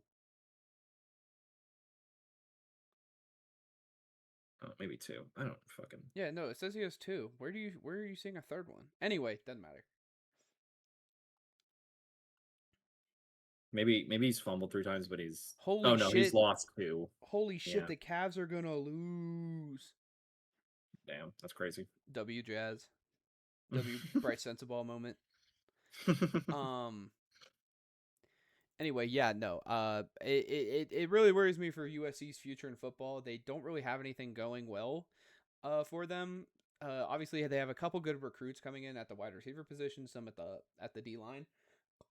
Mhm. So I'm not sure. It's gonna be interesting for them. I mean, they have a top 25 like portal commit class at least, so They do. It's just I feel like they're always up there. yeah. Let's start to work on some results, USC. Yeah. They definitely need more Mhm. results, especially in the conference they're in now. Like, hey, you're in the Big Ten now. You got to Yeah. grow up. This ain't Pac-12 at night no more, gang. Except we all miss it all the same. I miss the Pac-12 at night though, man. Yeah. Some of the best moments came out of that shit.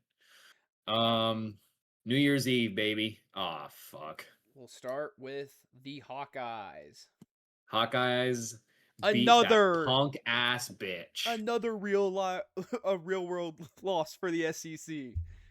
Another real world win for the Big Ten. Happens. Life. And you let Mark Gronowski dot your ass up. Dude, he was fucking slinging the rock. It was beautiful, man. Yeah, he was looking. Gronowski is him, man. I don't care. He was good this year. Like all things considered. Hey, in the realm of Iowa quarterbacks, he looked great, you know. Yeah. Considering what we've seen from Iowa quarterbacks in the past like half a decade. Yeah. Yeah. And then another tight end masterclass out of Iowa. Go fucking figure. Yeah. But yeah, no, I mean, the thing is like Vanderbilt was moving the ball. It's just they literally could not stop a sentence with a fucking period. No, they couldn't. I'm gonna send you a really, really funny meme on Snapchat. Do not show nobody. I just want to see your reaction.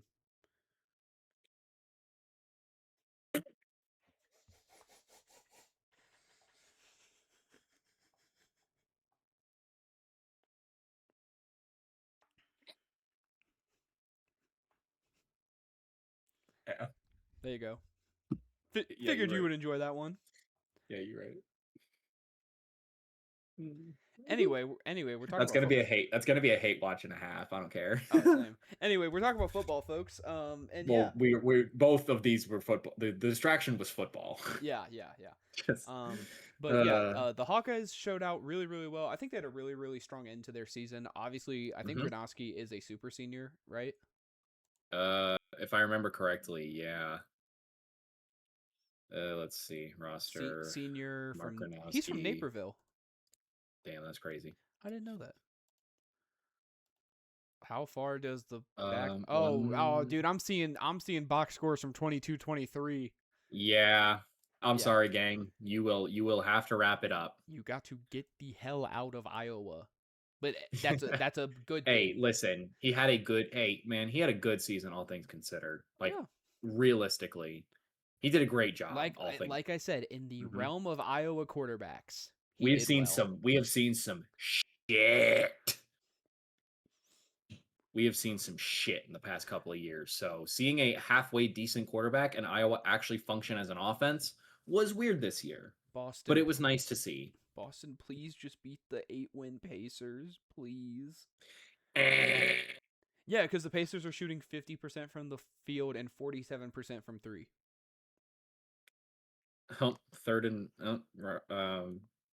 Third and goal for the Steelers on the Houston 8. Lol. I hope they don't get it again, dude. Please don't get it. Just settle for another fucking field goal. Dude, they I suck. will They Lamau. suck so bad. Anyway, Arizona Duke happened, or Arizona State Dude, Duke happened. nah, this was a fucking shootout. I want to talk about this shit. Mhm. This game was chippy, and I fucking loved it. There were ejections. There were people spitting at feet. There were fights. There was everything. This game was fucking awesome. Not to mention 1,100 or 1,150 yards of offense. Yes, like none of these defenses could stop a sentence with a fucking period at all. This Darian was the Mensah longest run-on masterclass. This was the biggest run-on sentence of a game ever. Jeff Sims masterclass. The fuck? True. Both these teams. Also, Nate Shepard went off, but Yeah. everyone went off. So this does not really matter all that much. Yeah, you have four skill position players with. Oh my 100+ god, yards. Will Anderson 9-yard sack on 3rd and 8. You're so sexy, dude. Fuck this Steelers team. 2-minute warning too. Yeah, kick that field goal like a good boy. Dumbass fucking Steelers. I just texted my Steelers friend. I said, "Bruh, Steelers are ham." I probably shouldn't say that because wifey's extended family is from. Boo! Boo! I'll keep it on the DL. I just texted him, "Bro, the Steelers are ham." Ham sandwich. Ham sandwich. Nah, I watched a good portion of this game though. This game was fucking beautiful. Fuck. What the hell, bro? That's fire though. It's a squishy. But yeah, again, this game is what you want to see out of a bowl game. Both teams just playing like nothing fucking matters. You want chippiness, ejections, like everything. The Jazz won by 11. Go figure.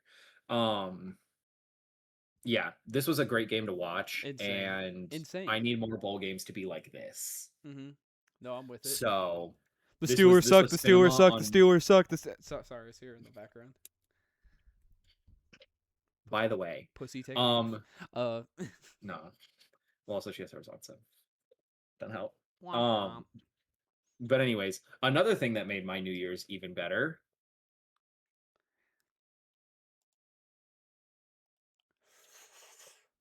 Seeing them Wolverines go down. Bryce underwhelming once again shows how just underwhelming. Bryce underthrow. Bryce underthrown. Bryce underwhelming. Bryce, get the fuck out. You let Arch Manning put up 376 scrimmage yards on you. As well as fuck no, baby. As well as 4 touchdowns. Yeah, like fuck no, baby. Fuck no, baby. Ooh. Ooh. Yeah, fucking Bryce Underwood, you ham sandwich. and your coach ain't getting a ham sandwich in jail, brother. He's getting prison slop. Yeah, no, this is I have never been more of a Texas supporter than that specific 3-hour stretch, and then we're back to fuck 'em. I'm so scared to play them next year. I am too, honestly, because Arch is kind of low key go to with the sauce now, and I hate it. Yeah, he's figuring it out, and it's really Oh, nice yep, to see. and they kicked a field goal. Go figure. Lol. Yeah, it's really nice to see Arch figuring it out. He had a lot of pressure on him, and he did not play very good comp in high school. He didn't. He played a really bad division of high school. He came in with a lot of hope, and it just didn't work out for him his first year. He struggled a lot this year, but he's really starting to figure it out. And man, oh man, He's really figuring it it's out. really figuring it out. Yeah. Utah, Nebraska. This game happened. Raiola was not. Raiola playing, was obviously. injured, and also it's his last game as a Cornhusker now because he is going to the Ducks. Blech. Blech. Nasty ass. We're still gonna bitch your ass, boy. There's a lot of twang in that boy you gave out. Let's calm it down there, champ. My fault. Also, Devin Dampier is goated as fuck, by the way. Devin Dampier is goated as fuck, if you didn't know. Yeah, no, this was a really, really good game out of Utah. And Dampier, I think he's a junior. Let's see about junior. that one. Yep. I knew it. I know so much ball. So he will be coming back under. Remember, he only threw 5 interceptions, 24 touchdowns, 10 yards shy of 2,500. Like, and that's just his passing yards. I'm really, really excited to see what he can do next year. In a more competitive Big 12. Obviously, no Sam Levitt. So, and he didn't prove much of a threat, but a little more development. It's going to be really nice to see what Utah does. Yeah. Admittedly, they're under new coaching, but maybe he can make a very good first year. As for Nebraska, sorry, Matt Rule, you're fucked, bro. Matt Rule is fucked. Matt Rule's fucked. Did they get a quarterback to replace him yet? I don't think so, but let me check Nebraska's transfer. In other news of transfer portal, the first starting quarterback for CSU this year, Braden Fowler. Oh, they got Colandrea. They did from UNLV. They got Colandrea. Yeah, that's a good get. That's a really good get. That's a pretty good get. Wait, who's playing at UNLV then? I don't know who's playing at UNLV. I'd have to check. I'm looking. Oh, Jackson Arnold went to UNLV. That's right. Arnold. Yep. Braden Fowler Nicolosi, former starting quarterback for the CSU Rams, willingly transferred to Michigan to be the backup. Good. We can bitch his ass. I fucking hate Braden Fowler Nicolosi so much, bro. Yeah, because he's buns. Yeah, he sucks. Just another reason for me to hate Michigan more than I already do. I had to watch him. I mean, Nebraska has the 30th ranked transfer class. So wait, I wonder if I can see it on. Michigan's. Oh, yep, there it is. 3-star, 0.85. Brandon Fowler Nicolosi, 6'2", 215 quarterback. Lol. Dude, he's big for nothing. He sucks. Yeah, he's trash. Anyway, we have to talk about it. I know. All right, let's get into it. All right, I'll go first. Our worst fucking nightmare. Fucking New Year's Eve games. What the fuck ever, man. Yeah. Yeah, Julian Sayin did not look poised in this game. He had the 2 interceptions. He was sacked a shit ton. Pick 6, by the way. Yeah, pick 6. Nick Sizzle, all the way down to the end zone. Yeah, and it's not like Carson Beck had a crazy good game either. Only 138 yards through the air. 19 of 26. However, they do have Fletcher, and this running back is crazy. This was a guy who was supposed to come to Ohio State, missed out on to go to Miami. So this one does sting. In that regard, Jeremiah Smith did everything he could. 157 yards. He gave his fucking heart and soul. Carnell Tate was in literal hell. He could not get free to save his life. Brandon Innes tried to work in. CJ Donaldson working him in, as well as Kamarick to the second I half. thought Donaldson actually did all right this game, actually, He from what I did. saw. He did well. Bo Jackson, they just kind of moved away from the run game, and so Bo Jackson wasn't as efficient as he normally is. It's just Ohio State dug themselves a Not hole. using fucking Max Clare, by the way, but using Will Kazmarek. Sure. Yeah. Like, I love Kaz, don't get me wrong. He's a great tight end too, but we fucking got Max Clare for a fucking reason. Use him, you Yeah. It was really hard to watch. Our O-line was just getting bitched. Hammered, Game, like, play after play after fucking play, because Ruben Bain Jr. is a goddamn animal. Yeah. He had. He's nuts. Yeah. Ruben Bain only had one sack, but he was in the backfield 50% of this fucking game. Yeah, on top of that, Messidor had 2 sacks. He was the other disruptor. Messidor is a crazy athletic defensive lineman. And from there, everyone was able to ping pong off of one another because, we'll focus on Messidor. Bain was able to get home. We'll focus on Messidor and Bain. We'll try to do some more chop blocking. Then the linebackers are going to be free. We were rotating a bunch of guys on the line too, so because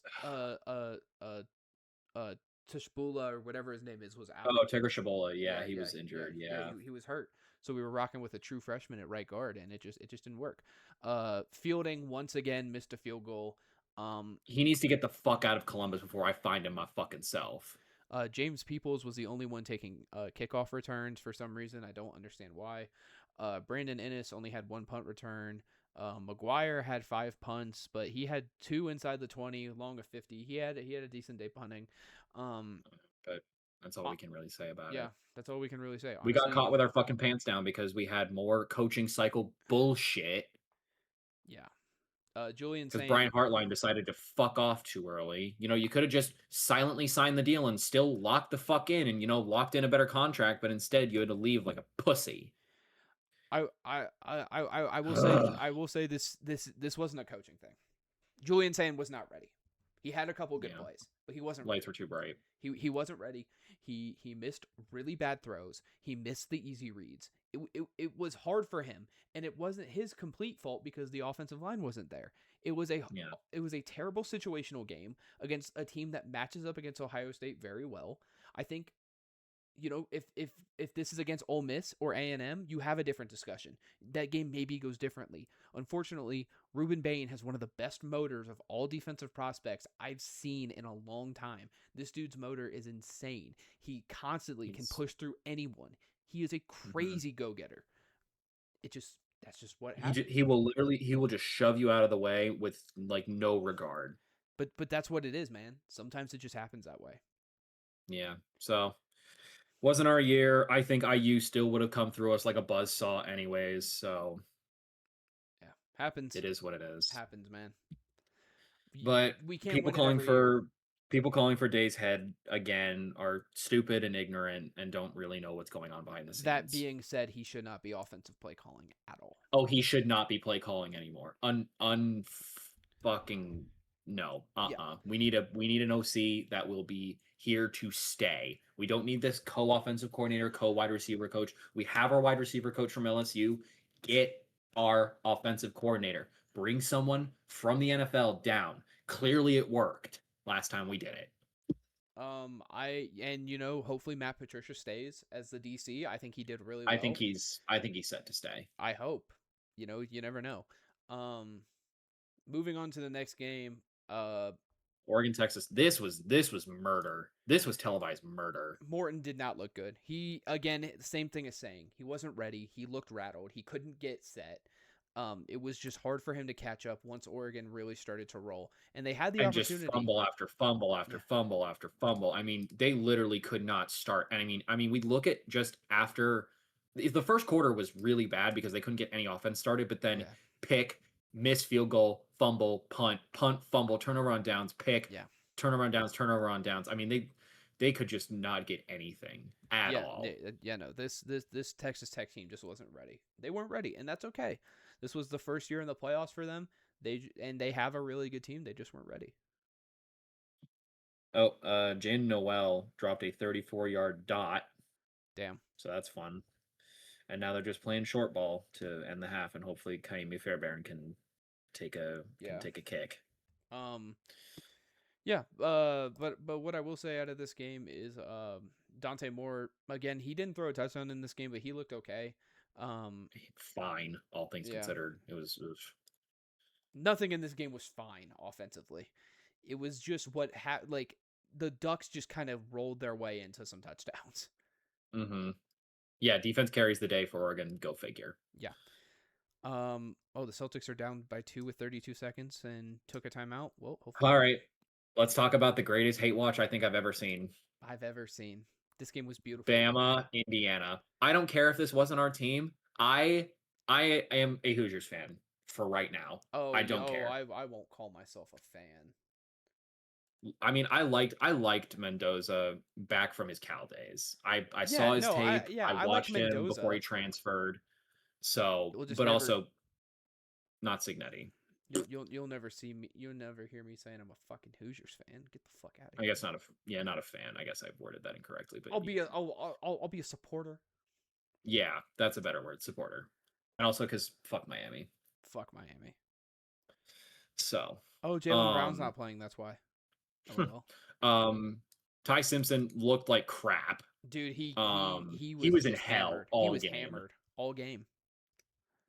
So then Austin Matt came in because I believe he got injured. He did. Yeah. So and then it just rolled away from there. Yeah, I mean, it helps when you have a DB like Devin Boykin who can kind of just be all over the field and get the pressure from the sacks. And he's not a small corner either. He is a small corner, excuse me. He's a small corner. He's 5'10", 195. He's not like a super big guy, but man, he was just getting after it. Flying. He was fucking everywhere. So, and I mean, Mendoza, he literally could not, he basically could not miss a fucking pass. No. Just dime after dime after dime after dime. Yeah. And then like a couple more, and that makes 14 completions. Yeah. But they didn't have to do that much. They just ran the game, ran out the clock, and that's kind of it. So, I don't know. I feel like we kind of expected this, and Bama ends the season on 4 fucking... Oh, yeah, sorry. Bama came in with 3 losses. A 3-loss team should never sniff the playoffs again, and this is why. Yep. If you are a 3-loss team, you should automatically be disqualified. I do not give a fuck. But this is perfect what about their evidence. conference championship? You need your mouth stitched shut if you say that shit. I agree. Stitch it shut. Like your fucking Oogie Boogie. What the hell? From Nightmare Before Christmas. Yes, I understand, but like what the fuck? Anyway, moving on to another masterclass of a game. Trinidad Chambliss, my unk king. God, I love him. Fuck Carson. I love Fuck Carson Beck. Trinidad Chambliss is the only unk I will respect in this game. Yeah, and Kawan Lacey had 2 yards shy of 100 and 2 touchdowns, and this game was awesome. Gunnar Stockton, he looked a little rattled, but he was able to find like some kind of rhythm. It really came off the Zachariah Branch really made their entire fucking game, let's be real. It came off the back of Frazier and Branch. Like Frazier was able to really bell through some of this Ole Miss defensive line, which I thought was going to get the better of the whole Georgia offense. And it did to a point because they kind of sputtered. But 20 in the 4th from Trinidad led Ole Miss. 20. I was very impressed. Sorry. They sent it to half. They didn't kick. Yeah, they didn't kick a field goal. They didn't get in range. Well, I was really impressed with Ole Miss and how they coached this game.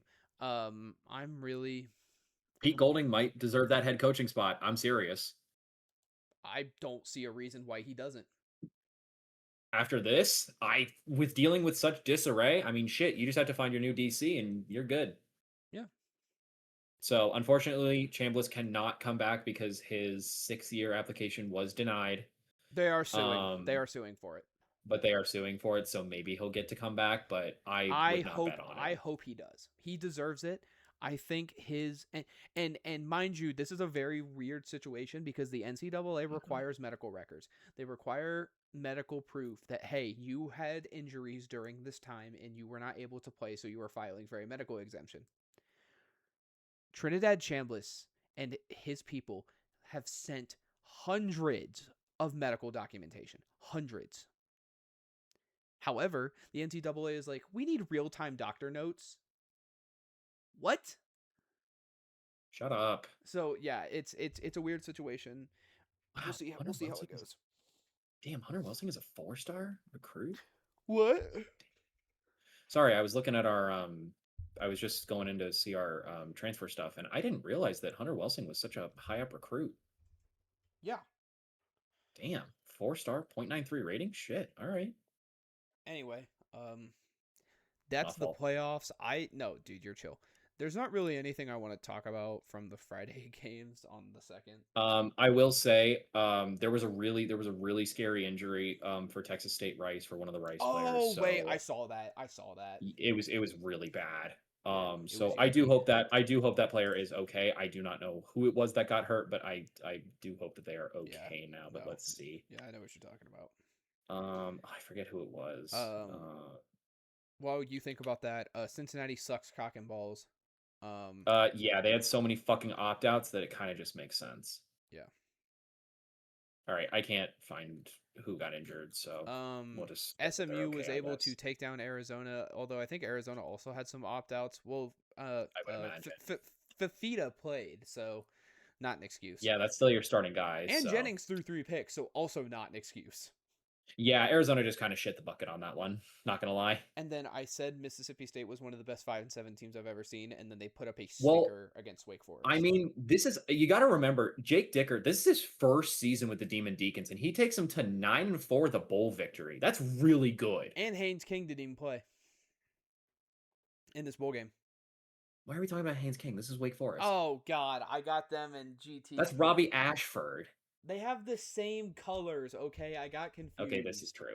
No, Yeah, this is true. Their it- their logos are very similar. They're the same colors. I'm sorry.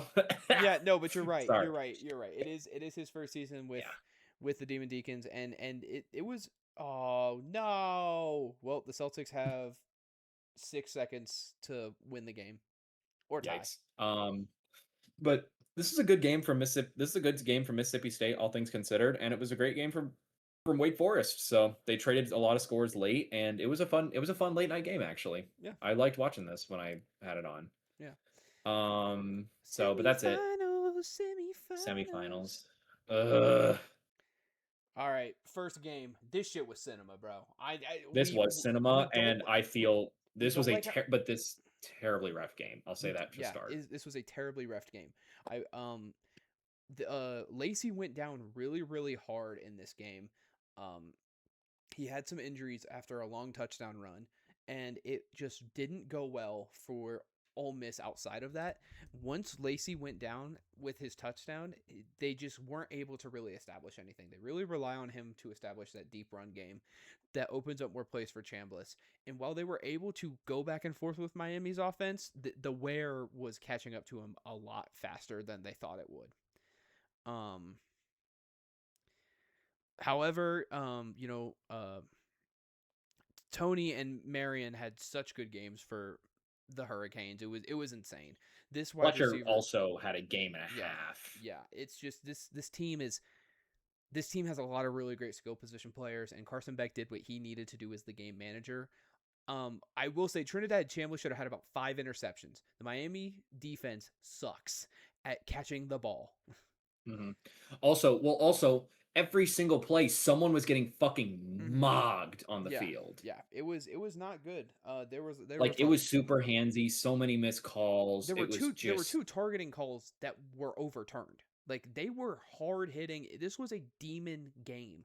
And then to end the play, Ole Miss has 13 seconds. They go down the field, and there was a blatant PI call in the back of the end zone that was just never called. Miami wins the game. I don't think Ole Miss wins off of that because they would get one. It makes it a game. They would get one free play, 15 yards closer. Who's to say? But it becomes like 20 something yards instead of almost 40. I thought it was past the 40. It was deeper.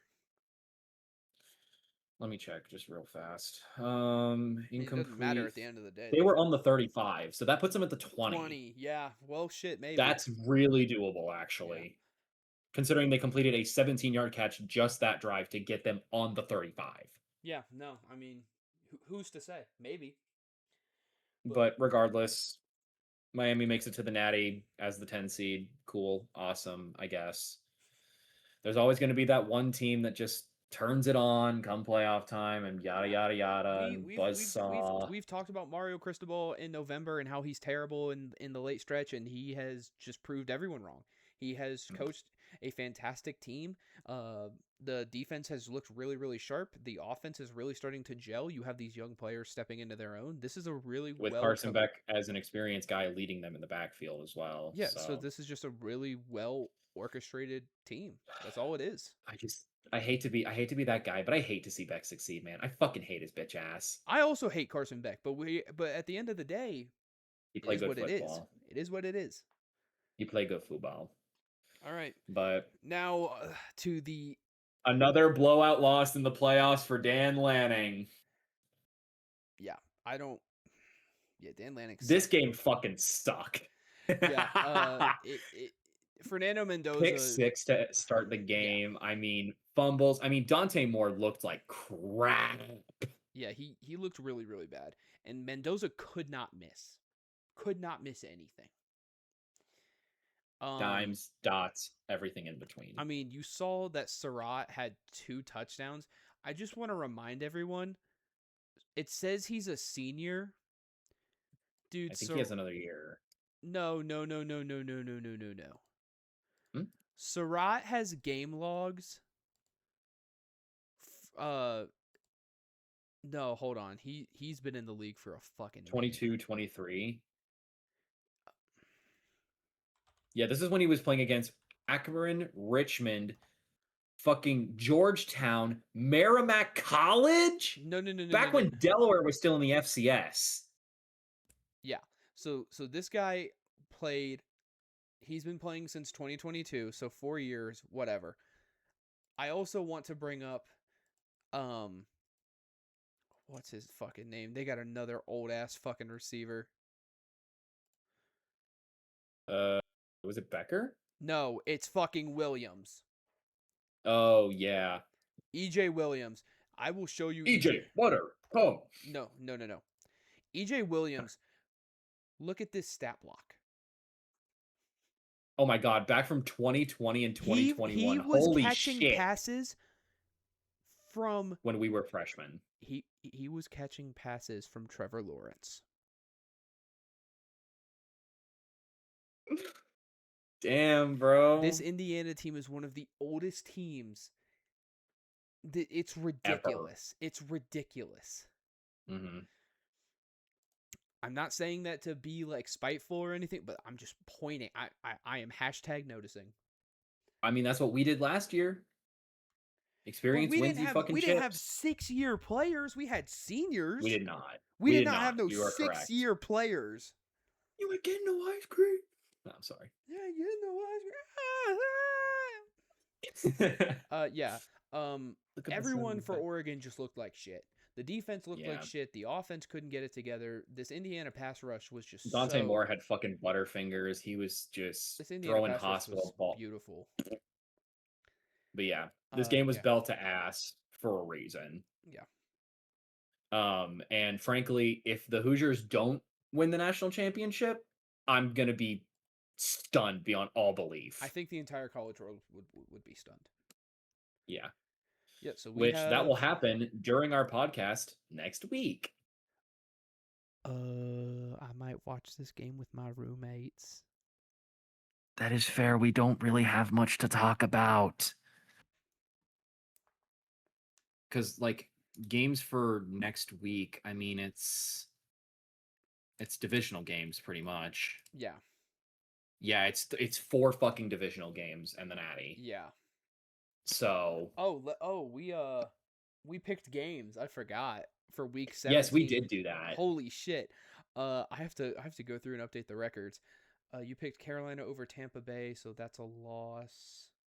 Yeah. You picked LA Tech over Carolina, that's a win. I'm just doing them out. in the open. Yeah. You picked USC over TCU, that's a loss. Fuck.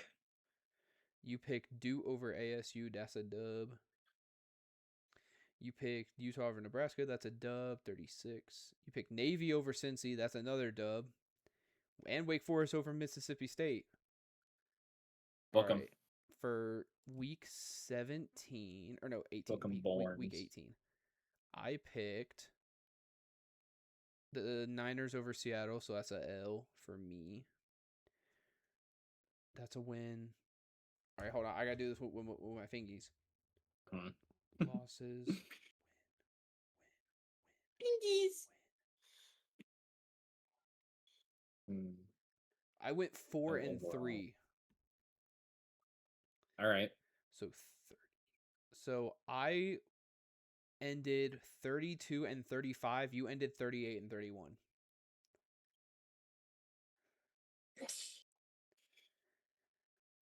I mean, like the only thing we can do is like to if we added more games is to do the divisionals. And How many games behind are you at this point? Read the records back again. I'm 32 was and like- 35, and you're 38 and 31. So that's Bruh, a dude, 6-game difference. bruh. Hmm. Coy Pirich to Oregon. Who? The 5-star or the biggest safety transfer out of Oh, Minnesota. Illinois or Minnesota.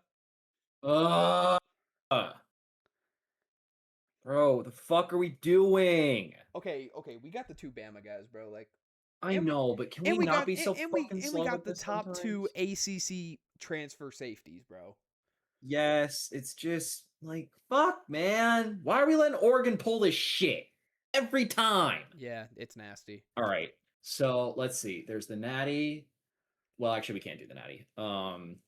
There's the 4 divisional games, the championships, and the Super Bowl. It's not over. It's not over. I would have to go 1 and 6, and I think you would have to go like reverse 6 and 1. Yeah. So we can pick up until the Super Bowl. I'm okay with losing. I'm okay with losing. Okay, I'll take I the will. L. I will extend my hand. Mhm. We shake. It was a good season. Good season of It predictions. was. I went on a real bad. I started off well. I went on a real Yeah, bad stretch. I was playing comeback like most of the year. I went on a real bad stretch. Yeah, I but blame it on getting my masters. It fried my brain. so the matchups right now, just for those who don't know, the divisional matchups right now are Seattle, San Fran, I have Denver, I have it pulled Buffalo, up. Chicago, LA, and then Patriots and the winner of the Houston Pittsburgh game. I hope it's Houston. I hope CJ Stroud wins. I hope CJ Stroud win football game. I hope CJ I Stroud like when- wins. I like when CJ Stroud win football game. Make You- me happy. Bruh, the halftime score. Yeah, I know. I didn't want to mention it. 6-7. I just didn't want to fucking mention it. They- And next week, Indiana, inshallah, bring the chip back to the Big Ten for the 3rd asterisk year in a row. It's Michigan handshaking Indiana, Indiana handshaking Ohio State, Ohio State and Michigan flipping off each other. It's just all just tickets starting at $33.60. Yeah, it's Fuck. the national championship. What do you expect? I know, but like, fuck, man. Wait, don't you mean? Hold on, I'm pulling something up. Don't you mean? Yeah, It shows the fucking emoji on my face cam. That's awesome. I didn't know that. that's. All right. Shit. Anyway, is that it? I think that makes our show. Yeah, for possibly the final time in a little bit. Yeah. Maybe at least until after the Natty. Yeah. Because I mean, if we wait till after the Super Bowl, we can do draft shows.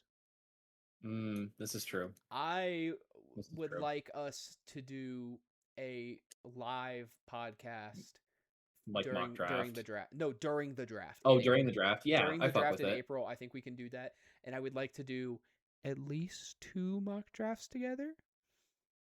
where we I like could fuck with it. where we do like hella research, and I mean like hella research.